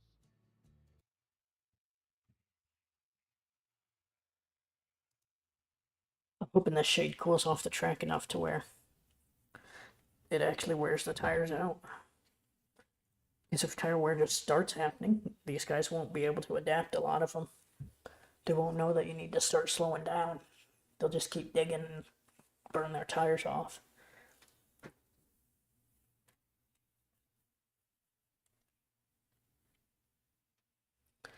This might be it. This might be what we needed for it to go into shade.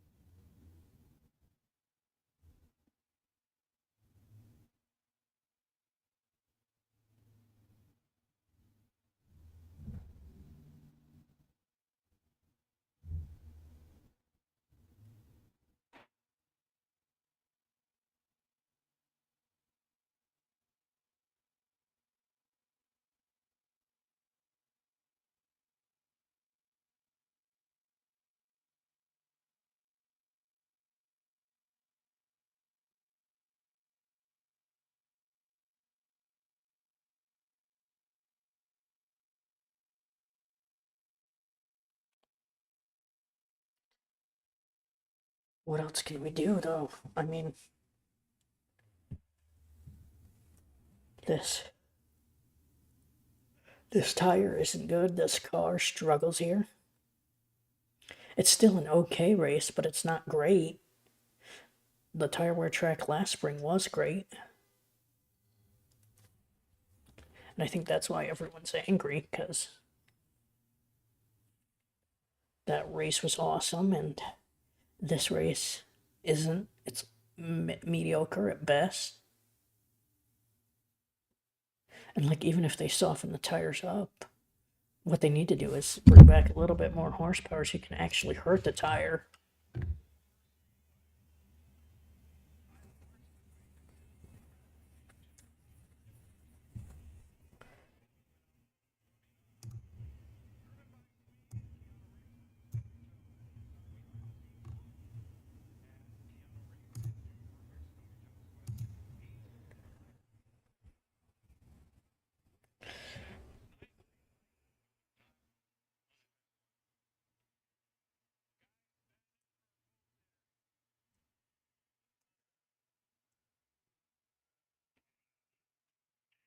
Oh no. Larson's engine may have expired. Oh, no. Not Larson didn't sit on pole. It's Bowman is struggling.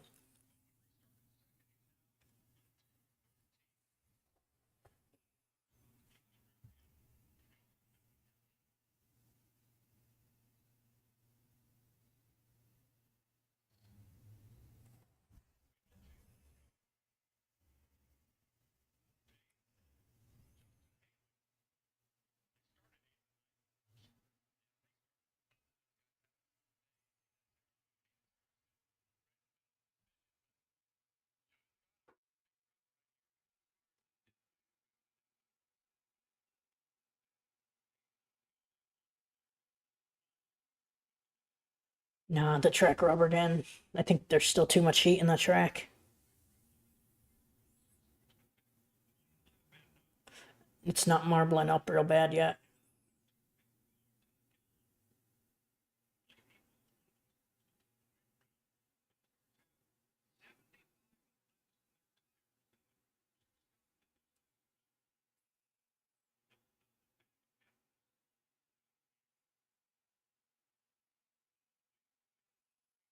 Hmm. 34 pits.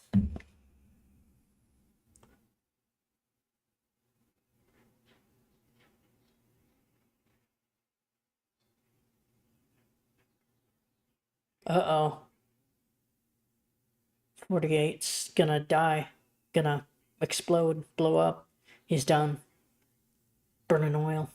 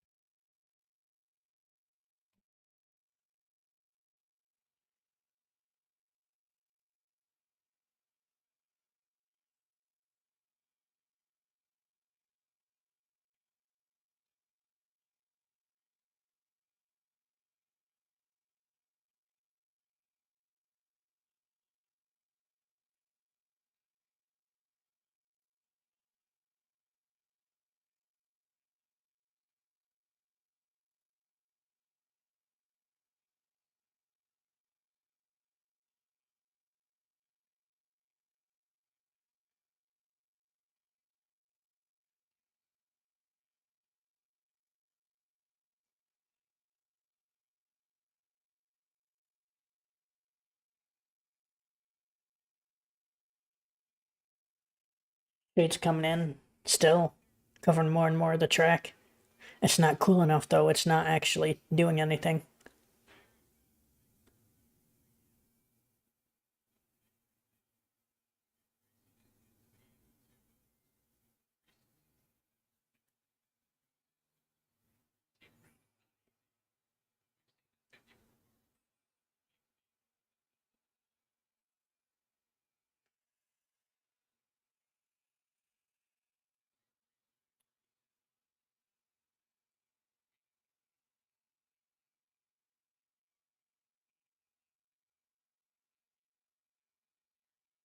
Come on now. You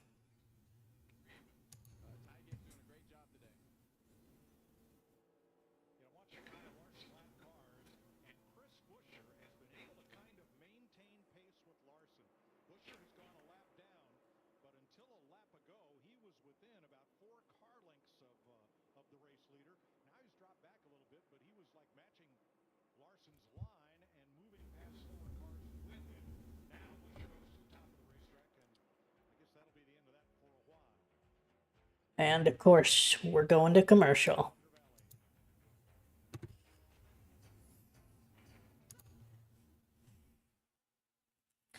Alright, so what do they need to do here? I mean, the shade didn't end up mattering. It cooled off the track a little bit, but not enough to cause the tire wear I was hoping it would.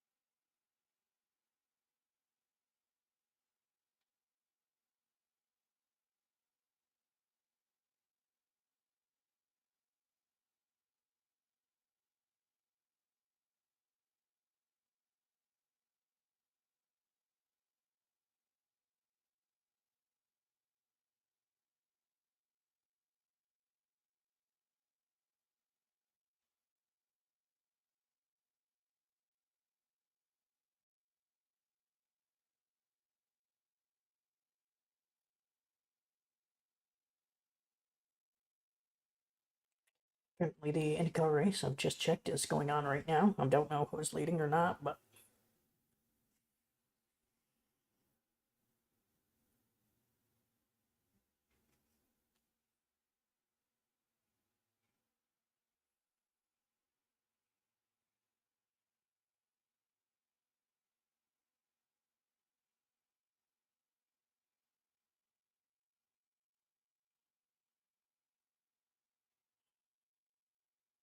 apparently I've just learned that Larson has led or won the most stages ever, tied with Martin Truex, who's retired. So all he has to do is win one more stage, probably next week, and be the sole record holder.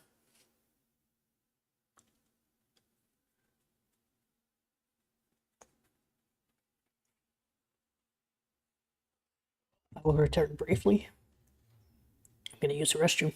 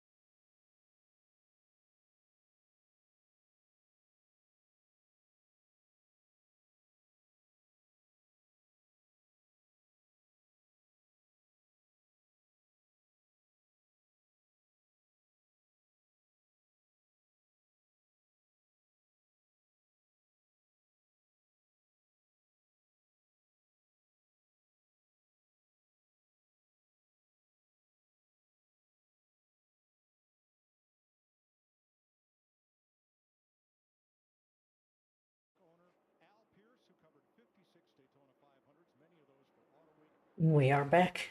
Publicist John Edwards, all of whom passed away this week. In their memory, how about a NASCAR on Fox? Bristol, rank it up.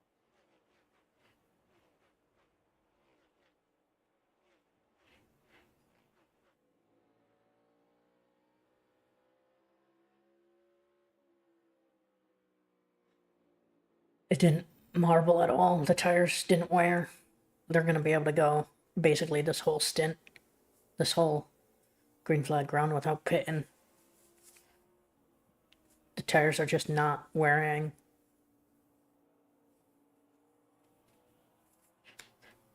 They're going to have to pit for fuel. That's going to be their limiting factor. They'll grab 4 tires while they're at it.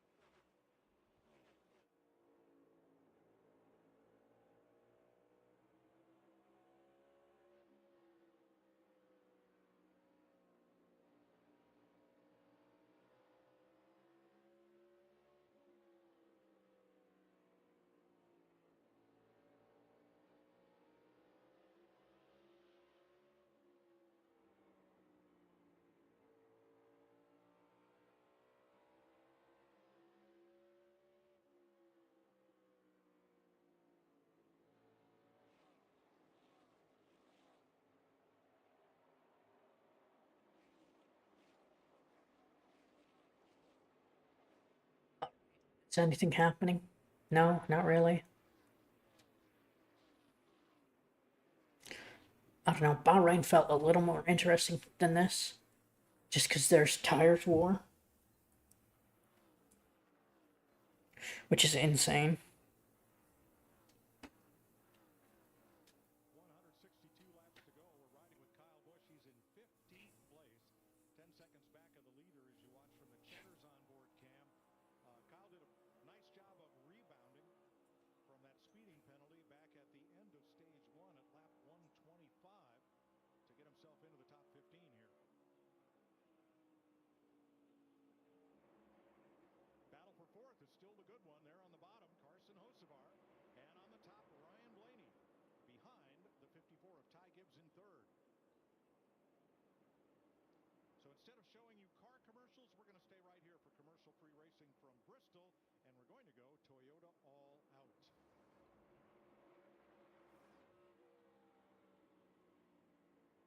Jamie? Well, we're talking a lot about Ty Gibbs today so far. It's been a rough start to the season, but finally they turned that page last week, getting their first top 10 finish. Then they Yep, they're gonna be short on fuel, so qualifying effort. that's when they'll pit. Up six, I talked to Tyler Allen, his new crew chief this year. He said getting a top 10 Is the temperature even dropping there in Bristol? we can do it. And seeing that spark, now they come to a place that this has been one of Ty's best racetracks. No, it's getting warmer. Not a lot of complaints. What the heck? It was supposed to cool off. Those tires. And now that he's passed those lap cars, he's got a clear view of Denny Hamlin just ahead in second, and he's closing on the 11. Well, both of those cars are, And they're in full sun. I think, as you look at the cars behind It was supposed to cool off. It never cooled off. It didn't. So the track never cooled off, and the tires never wore.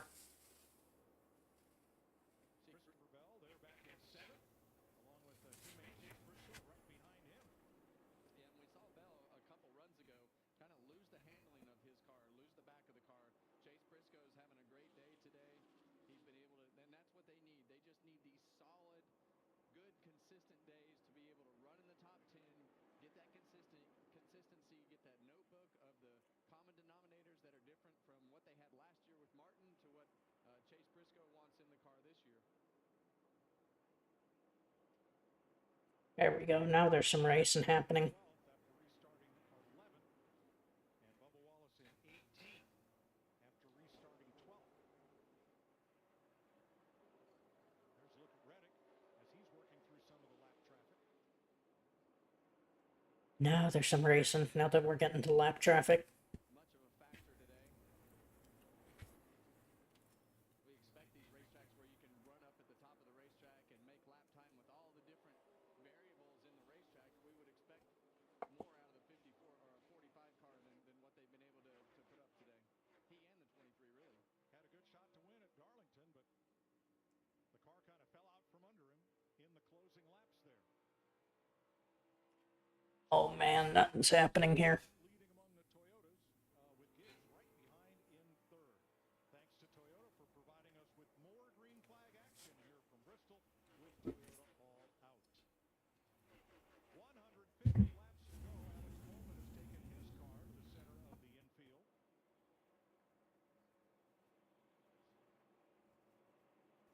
Engine issue there. He said he dropped a cylinder and apparently it would go no further. Larry, looks like the wave around cars, the cars that took that wave around back at the last caution flag and have 75 more laps on their tires than the cars that stopped. Looks like those wave around cars are starting to pit.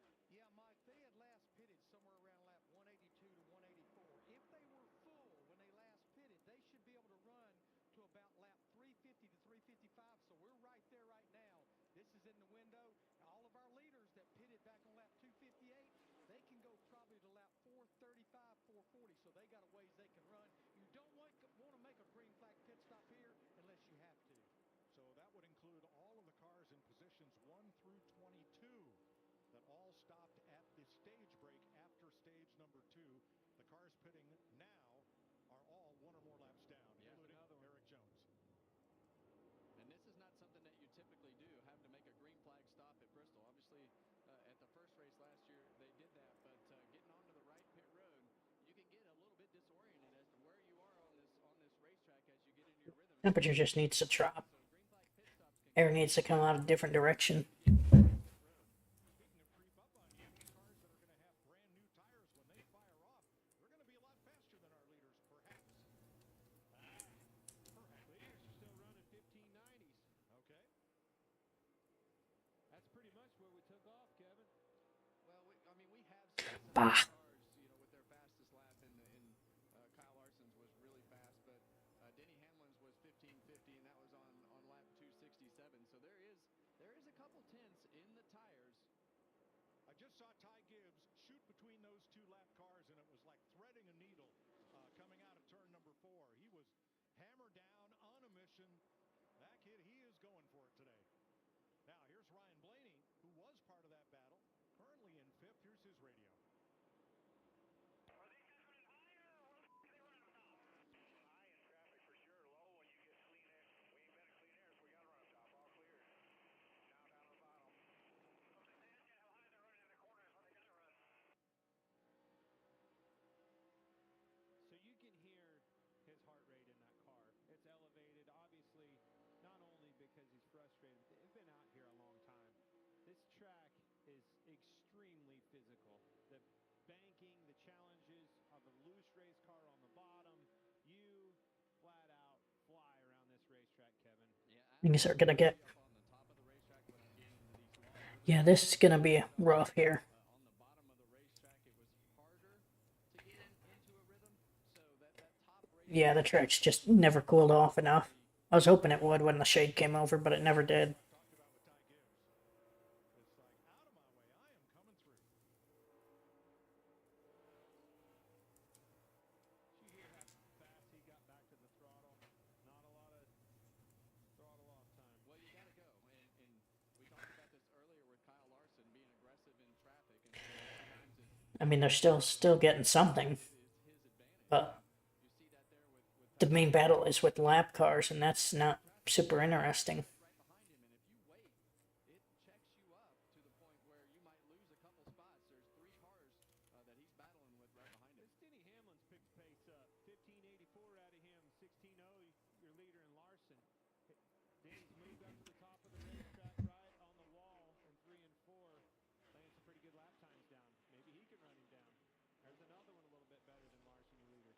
Well, Ricky Stenhouse just went a lap down. Remember, he started on the outside of the front row and was a contender here early on. That'll leave us just 19 cars on the lead lap here.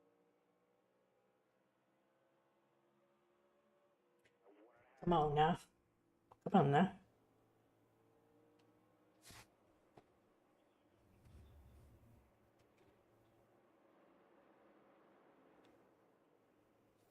Well, the leaders were last on pit road at the end of stage 2, lap 258. We're 110 laps past that now with 132 to go.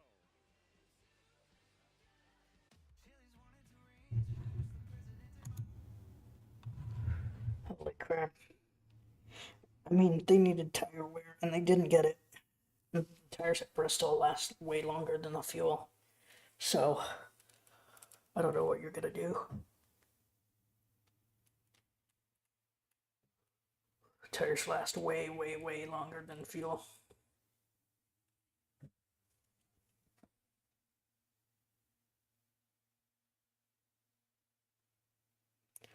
I don't know what to tell them.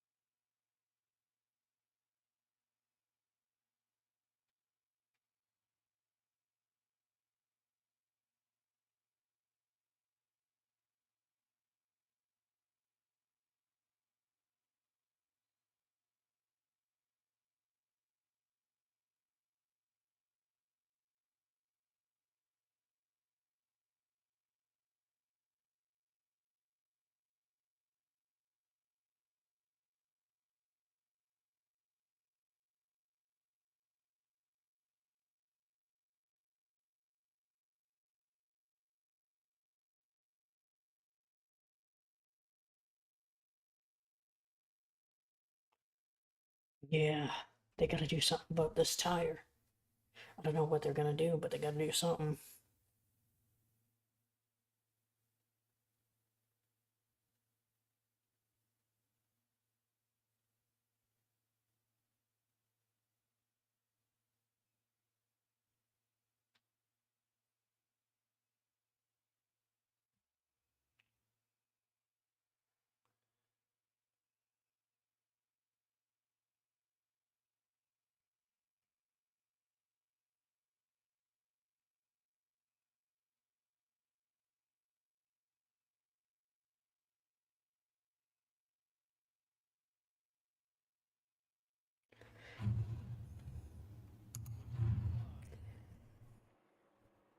Here's your aerial coverage provided by Goodyear, celebrating 100 years of an American icon, the Goodyear blimp. Fifth and sixth with William Byron. Behind them is Briscoe, and behind him, Ross Chastain's made its way up in the top 10. Here are the last three Bristol races. Number of cautions, number of leaders.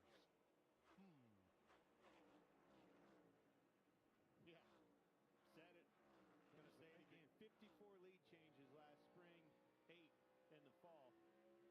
And all it takes is about 15 degrees difference in temperature. And 2 today. Oh, you see some He light, got it. light contact right there with the wall from Carson Hocevar. The more they move on the outside, those marbles, this tire has to go somewhere. There's 20 car on pit road. Now here's Ross Chastain. Started 35th. Was all over the track in practice. He and his teammates looked like this was going to be a rough day, but he has scratched and clawed his way up to 8th. Good run. Regan. Well, Mike, you mentioned Ross Chastain and the job that they have done today with that car. It started off really brutal. They were struggling for grip, tight with the nose, couldn't get the rear to turn. Report from Ross a little while ago, it's the best that it's been all day long. Needs a little bit of overall grip is the main thing. And you see the 20 of Christopher Bell on pit road. He had been too loose this entire run, as you guys had noted. They made a swing to try and make it better for this run, anticipating the track to tighten up, but finally too much. They had to come to the pits. So Bell pitted from 9th place. And the way they get around here, he comes back on track in 23rd. 2 laps down. Austin Cindric also pitting. Larry? Yeah, I have no idea why they're pitting, Mike. Again, they were all on pit road at lap 258. Wait, go back racing 265. There's not a lot of fall off, as you see now. Also, Ty Gibbs hitting pit road. They are pitting very, very early than what they had to do. They should be able to go to at least lap 440. Maybe just trying to do something different. There's no way that you're going to beat him with the track position that he has, and that's him, Kyle Larson. Yeah, I mean, the only other thing that outside of the strategy is maybe they saw something with their tires where they didn't feel comfortable running any further, as that is 2 cars from the same team. So hard to tell without all the facts, but I mean, are they wearing out tires yet? There's no marbles around the top, so. We'll endeavor to find out as Ty Gibbs returns to the racetrack. He is Whoa. distance down. Now here's Oh. Why are they pitting? all coming to pit road pretty much. Why? Just update Ty Gibbs too. He said his brakes were really getting hot before he came in. Denny hasn't said much. Larson pits, Larson pits, Larson pits. These tires here. Kyle Larson on pit road and William Byron. Jamie? Yeah, Kyle Larson peels off. He comes down pit road as they count him down. He's been happy today. Every time they ask him what he needs, it's just not much. He's been happy with it. Obviously, he's dominated 350 laps, but he clips up that lead as they work the left side here. Carson Hocevar picks up the lead.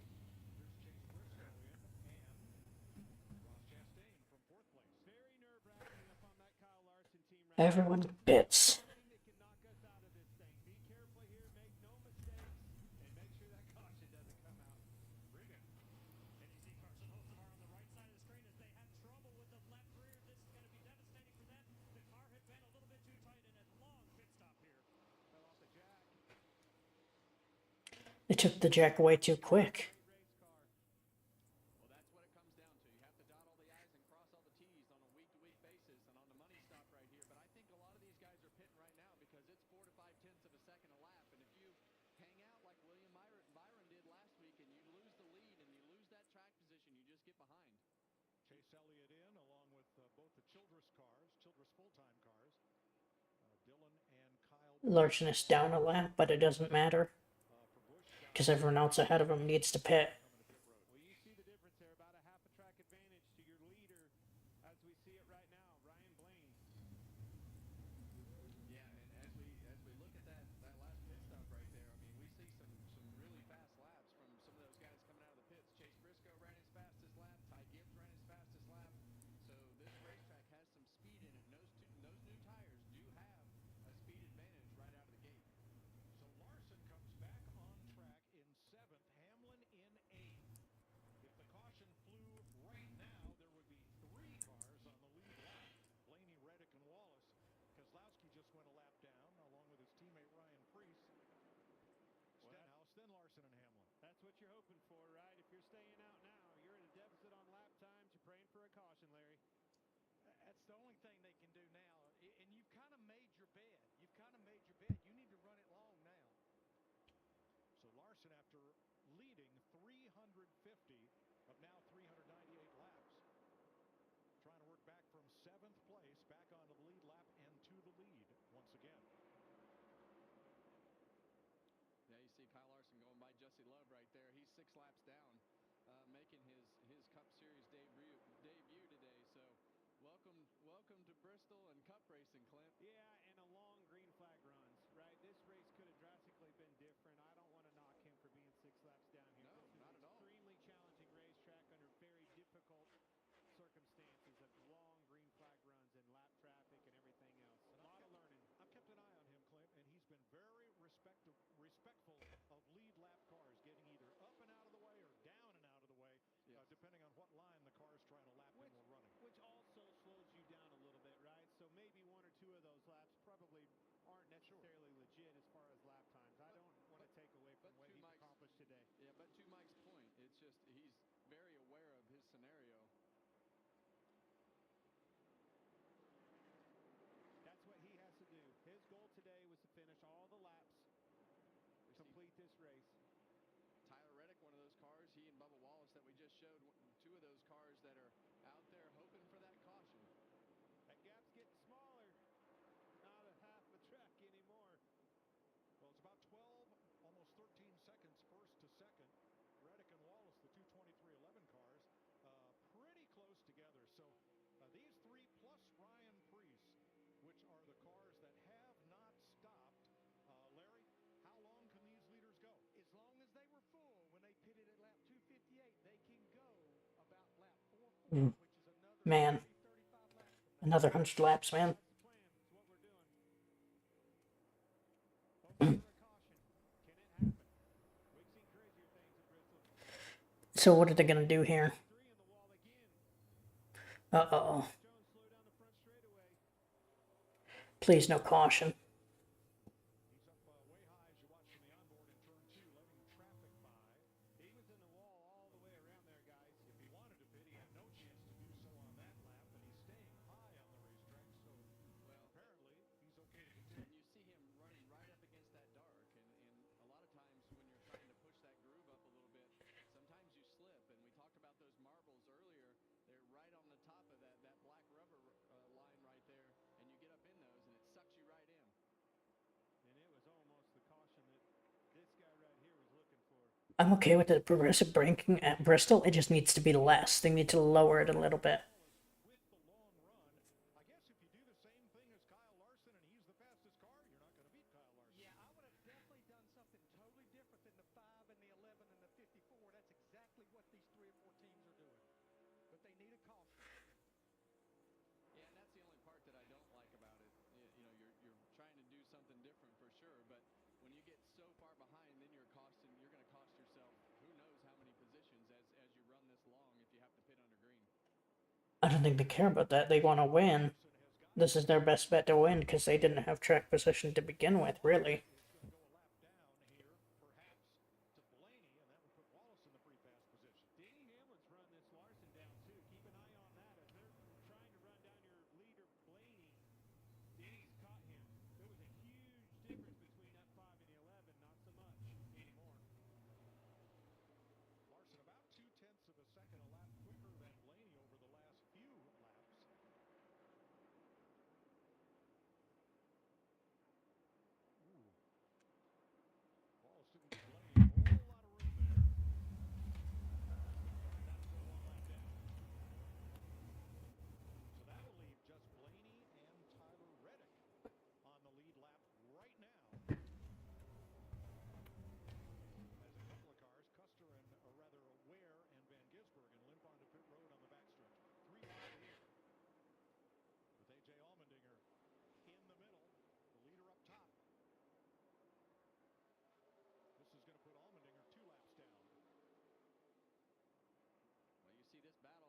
Man, Not for the lead right now, but for fourth and fifth place of the cars that have pitted.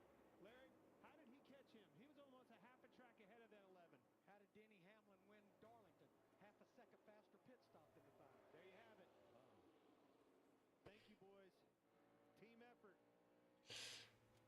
Well, we heard Denny Hamlin talk during the pre-race about his mental strategy of how he approaches each run and breaks these races up into segments and approaches them one or two spots at a time, one pit stop at a time. And that's what you see when you get to the end man. of races of guys like Hamlin that have that. All right, now I'm thinking it's a worse race. Just because these cars aren't unlapping themselves. They're going to go at it again. We knew both of them were really good here at Bristol, but 1-2 here again, getting close to the end of this race. Now here's a heartbreaker. We're riding with Ryan Preece. A moment ago we were riding with Carson Hocevar. Hocevar is as fast as Hamlin. He's keeping right pace with the number 11, but he had a 22-second pit stop. And that's why Yikes, bad pit stop for Hosafar. Blaney is trying to race his way, or excuse me, Hamlin trying to race his way to the lead. Here is the stop for the 77, and you'll see the trouble when they come around to the left side. And it comes off the jack.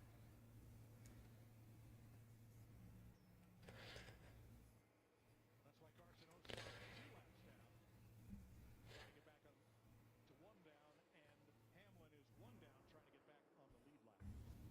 Yeah, and a lot of times, as you see Ryan Blaney running down Tyler Reddick right here. But a lot of times when you run as good as Carson Hocevar has run today and you get that pressure ramped up, it starts to poke holes in things that, haven't been addressed or haven't been able to be a part of a competitive Reddick isn't a lap down yet. Come on, update your pylon. those guys. When he passes him, that'll be only one car in the lead lap. Regan? Right, just update the 12 car, Ryan Blaney. Over the past 25 laps, I've seen his crew guys get on the wall 3 or 4 different times like they were about to come to pit road. As of right now, they have kind of stepped back. They've put the fuel cans actually in the holder that holds them when they're not planning on the pit. So I don't know what's going on here, but they don't look like they're ready to come anytime soon. Well, he's only about 2/10 of a second a lap slower than Kyle Larson, even though his God, that's ridiculous. Only 2/10 off? And Preece is giving Larson fits right here. You're watching it, but going back to the 12 car Blaney, he's having trouble with Reddick. Reddick's taking that exit away from him and slowing him down. So both of those cars need to go. Blaney's going to be in trouble.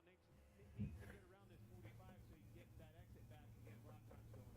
Well, no surprise, Ryan Blaney has the best long-run speed driver rating of all drivers through 2025 so far. Yeah, we watch him week after week. I mean, he's the one that can get through traffic. He needs a pit, so they just kind of need to stop yapping about him. Is always there. He's gonna go like 2-3 laps down. Whether it's blown engines or pit stops or wrecks or whatever it has been, it has bit this 12 car. But And as soon as he passed that 45, went right back, got me on 15.98. Larson coming on those tires only in 15.95.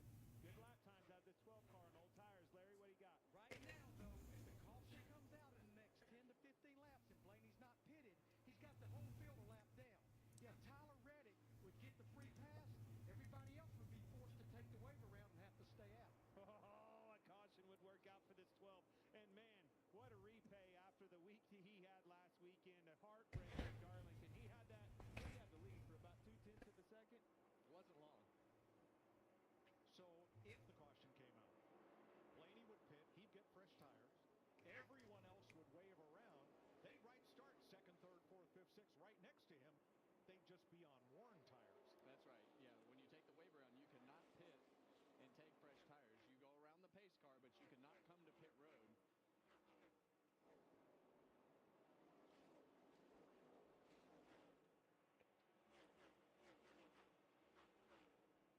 68 laps to go.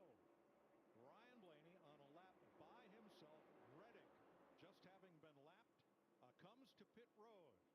How long can the 12 stay out? You'll see it all as we go Fox side by side. Oh my gosh, they're going side by side. What the heck are you guys doing?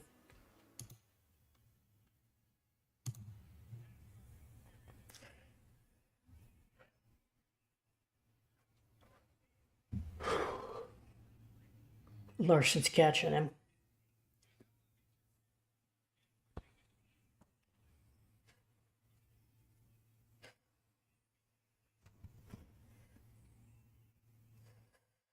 I mean, Blaney lost now that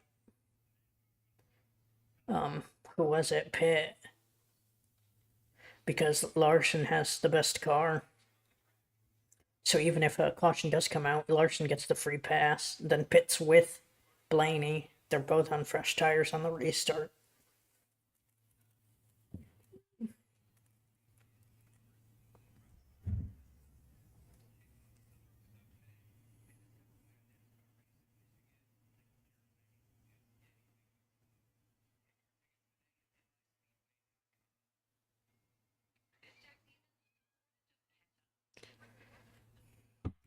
Blaney gets past and abruptly Pitt.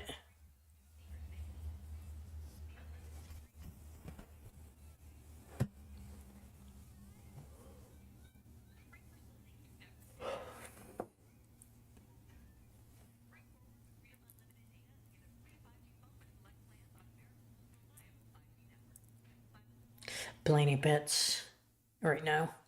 He did just get past. Or he didn't get past for the lead, but he Larson unlapped himself. So he had to pit.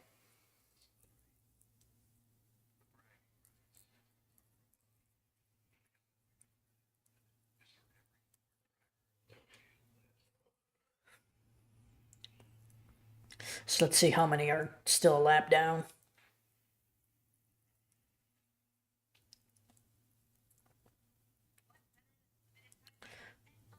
I think Priest is the lucky dog slash unlapping himself.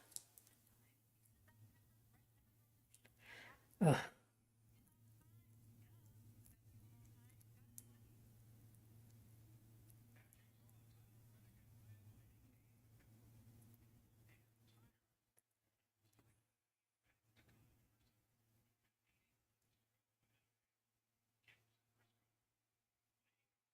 Oh no, Hocevar is the lucky dog.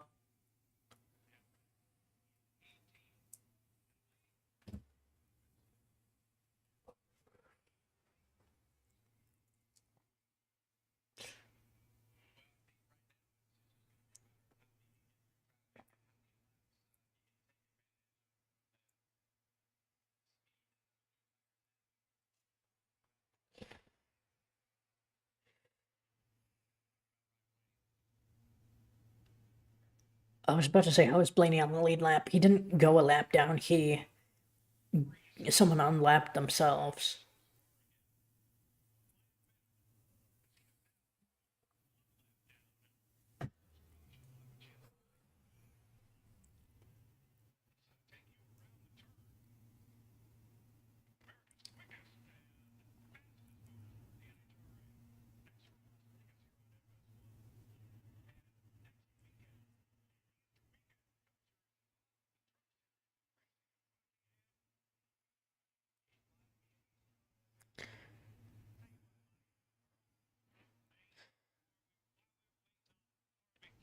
Uh, uh, uh, uh, uh, uh.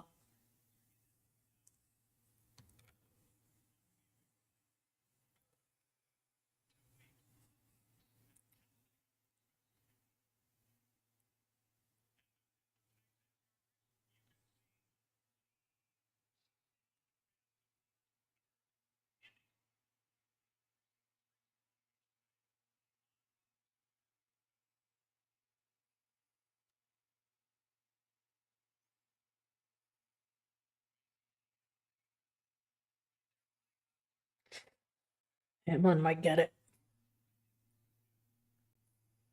Yikes.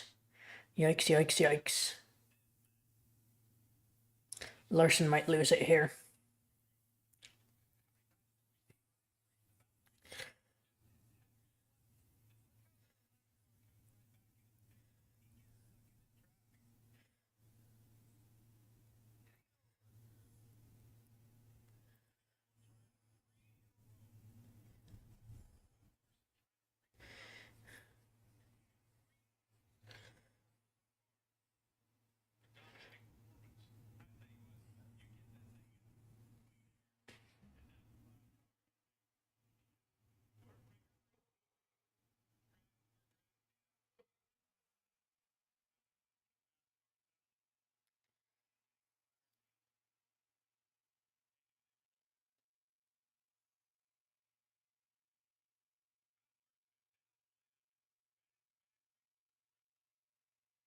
Here we go. Show the racing. Come on, Fox. Stop doing this. Why the hell are we doing this? Show the racing. Show the racing. Come on. There we go. Come on.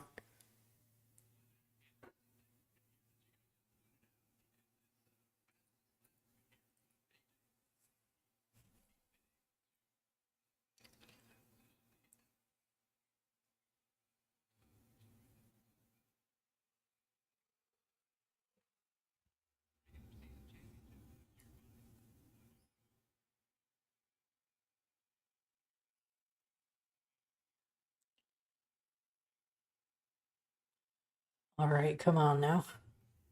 Get something going here. We read it down a lap after that stop. Battling Allmendinger, who is on the lead lap in ninth place. He's the last car on the lead lap. In the last few years, the dominance, especially today, 368 laps. You sit there and watch the Larson car dominate this race, and he's only 1,700 laps led. You look at Gil Yarborough in the 4,000 range. Unbelievable what those guys accomplished back in the day. Well, you can talk about as we go back on board with Ty Gibbs here is he's on the bottom of the racetrack running third. We're going to give him our pods move of the race. Remember that 3 wide where he split a couple of lap cars and said, excuse me, pardon me, coming through. I got to go to the front. Got to get there while you can. Saw an opening right there, shot the middle, and off he went. Yeah, he's done a great job of getting things turned back around. This start of the season was as They're talking about Gibbs because he had a rough start to the season. Now he's doing decent. I don't know he's going to be able to win, though. People keep saying he's due for a win, but I don't think it's going to happen. Not anytime soon. last 2 weeks, right back where we need to be. Solid. And Joe Gibbs has 3 of his 4 cars in the top 5 right now in positions 2 through 4. Be ready for the yellow top 10.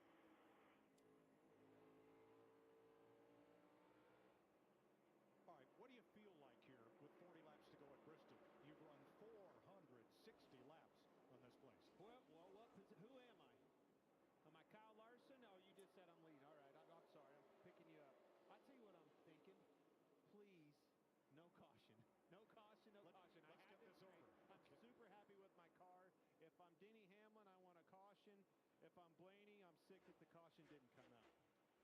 Well, for the most drivers, I think if you're not those guys that you're talking All right. about, you're like, okay. I think I'm going to take a super quick break here. Make sure that I'm focused in a rhythm because at this point during the race, a lot of times you feel like your eyeballs aren't working like they used to start the race because you bounce up and down and it's so rigid it feels like you're on a sidewalk bouncing around all day. Forgot what straightaway you're on. Forgot what straightaway you're on, so the fatigue that falls in at this point in the race on these long runs is at a pretty high level. Come on. Give you a second to rest with our last side-by-side commercial. Oh. 4 laps to go Why? Why do they do this? at Bristol. Why?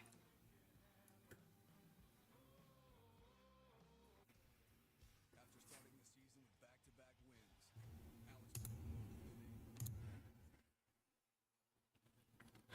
Why? After NASCAR, it's already running and they're about halfway done.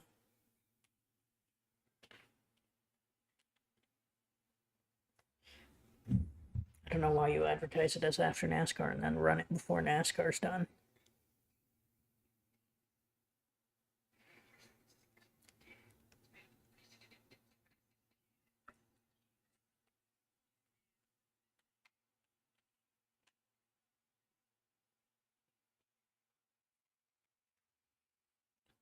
What a ridiculous race. I was hoping for a tire wear race.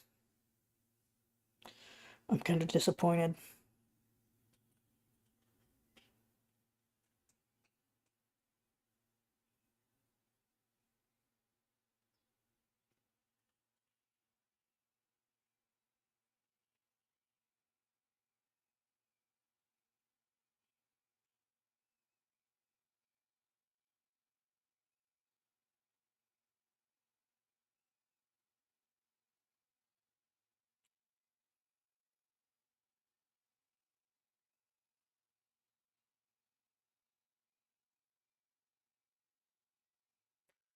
I mean, they need to do something to this car, because if nothing gets done, it'll never be a decent car, even at short tracks.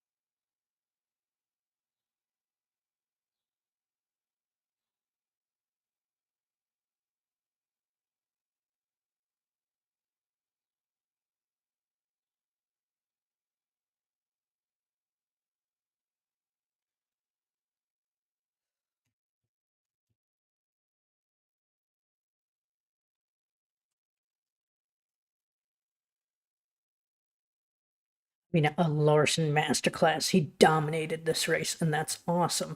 But this race should have been a tire wear race. This shouldn't be happening.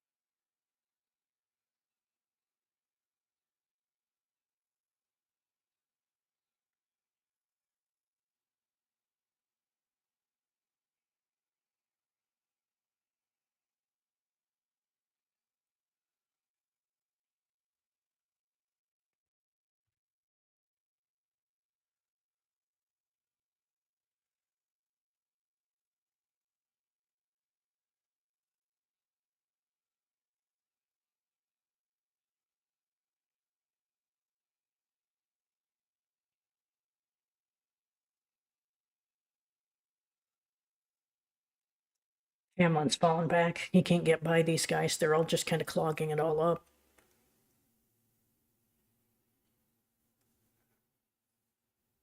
Track bite's worn out. It's not really doing anything.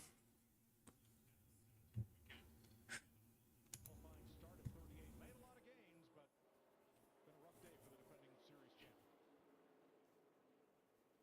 Larry, 17 to go. Mike, I threw that damn piece of paper away 100 laps ago in the trash. But the trend of 2025, 8 races, we've had 3 overtime finishes. Remember that late race caution at Darlington last week? Yeah, I don't think today's one of those days, Larry. Hasn't been one in the last 16. But I like where your head's at. Boy, it could sure change. Oh, you see the 43 bounce off the wall there again. It's been a recurring theme. Yeah. Well, and right now we have a lot of fatigue drivers. We have a lot of guys, that are at the end of the Hamlin can't get by. He's stuck. You're going to have a mistake. These are the Larson's just about won it. could happen. I'll tell you what's amazing. Go back to Ryan Blaney. Him staying. We all thought that was a big risk gamble. He was running 4th or 5th right there. I mean, what is he gonna do? All the way back. He's trapped on the top, behind people. Heck, he's still 6th. Didn't lose much at all. And had a big time gamble that could have dominated winning the race in a big way. Pinned everybody. Still a second and a half back with 12 to go. In 6 of those 8, the last pass to the lead happened with a half a dozen laps to go or less. Not a trend, just a fact. Still 11 to go here. Very methodical with your lap cars.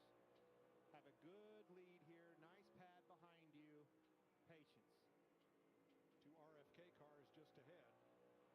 Brad moving underneath Chris Buescher, and they got it kind of log jammed here. Larson's got to go to work here to get by them both. Nope. Buescher slips up the racetrack. Larson makes the easy pass, and now stays on the bottom. Yeah, there's nothing Hamlin can do. Definitely nothing Gibbs or Briscoe can do. I mean, you're relying on Larson making a mistake. Hamlin now has to go to work on that group of cars that Larson just worked his way through. So he's going to be able to probably stretch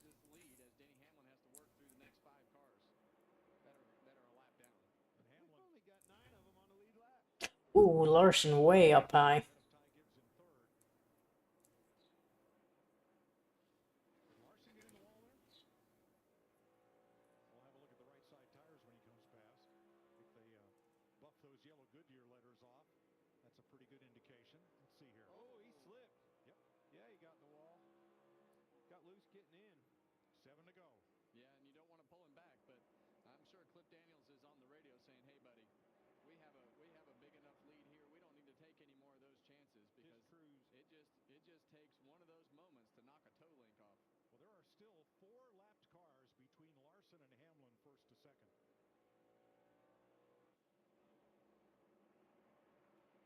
What a dominant day. 5 to go. Can he finish this deal, seal it up? And for the second race in a row at Bristol, lead more than 400 laps and go to victory lane.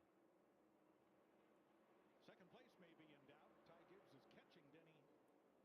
Oh, excuse me, that is Reddick to the inside with that same paint job. Those monster cars, they get us confused, that's for sure.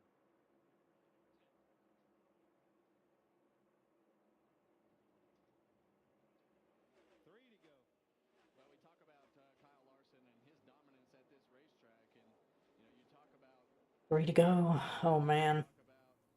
Come on, Larson. whatever you want to talk about, but he is just Come on. a living out of going fast here at Bristol Motor Speedway in another dominant day as we see a battle for third place here between teammates. Gibbs and Briscoe with 2 to go. You know, for Larson, I know he's got to be thinking about this truck race now. I mean, so close to the sweep. Finished second, had a chance to win it. Late caution foiled his chance. Barreling down the backstretch. The broom that Kyle Busch has used here twice in the weekend. And that's what he's after. He wants one of those bags. Tried at Homestead, tried here. Oh, so close. And there you go. Today was to win one for John. In the memory of John Edwards, Kyle Larson dominates and wins Bristol.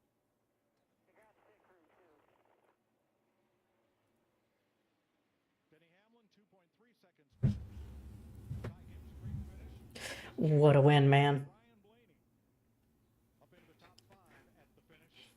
What a win. Byron holds the point lead over Hamlin and Bell. It's the 31st career win. What a win. 5th among active drivers. Good win. Good stuff. He's won half the last 6 races here, including the last 2. Congratulations, Kyle Larson, for winning the Food City 500 at Bristol Motor Speedway. For Hendrick Motorsports. And 3rd of the season.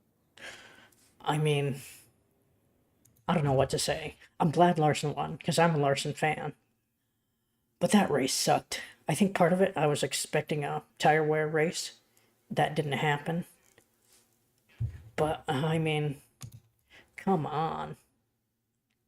No tire wear. I mean, we liked the tire wear race because they wore out in like 50 laps or so, and that was incredible. And we were like, hey, maybe that's a little bit too much tire wear, but it was still cool, and there was a lot of reasons to like it. Brother, the tires didn't matter at all this race. Like, at all. Ugh. How many laps did he run? Because it was a long green flag run, and he ran about split it in half, a little bit less than half, but what a kind of crap race. Even though Larson won, and I like Larson, that was kind of a crap race. But Kyle Larson won, so I don't care. Congratulations, Kyle Larson. That might keep happening.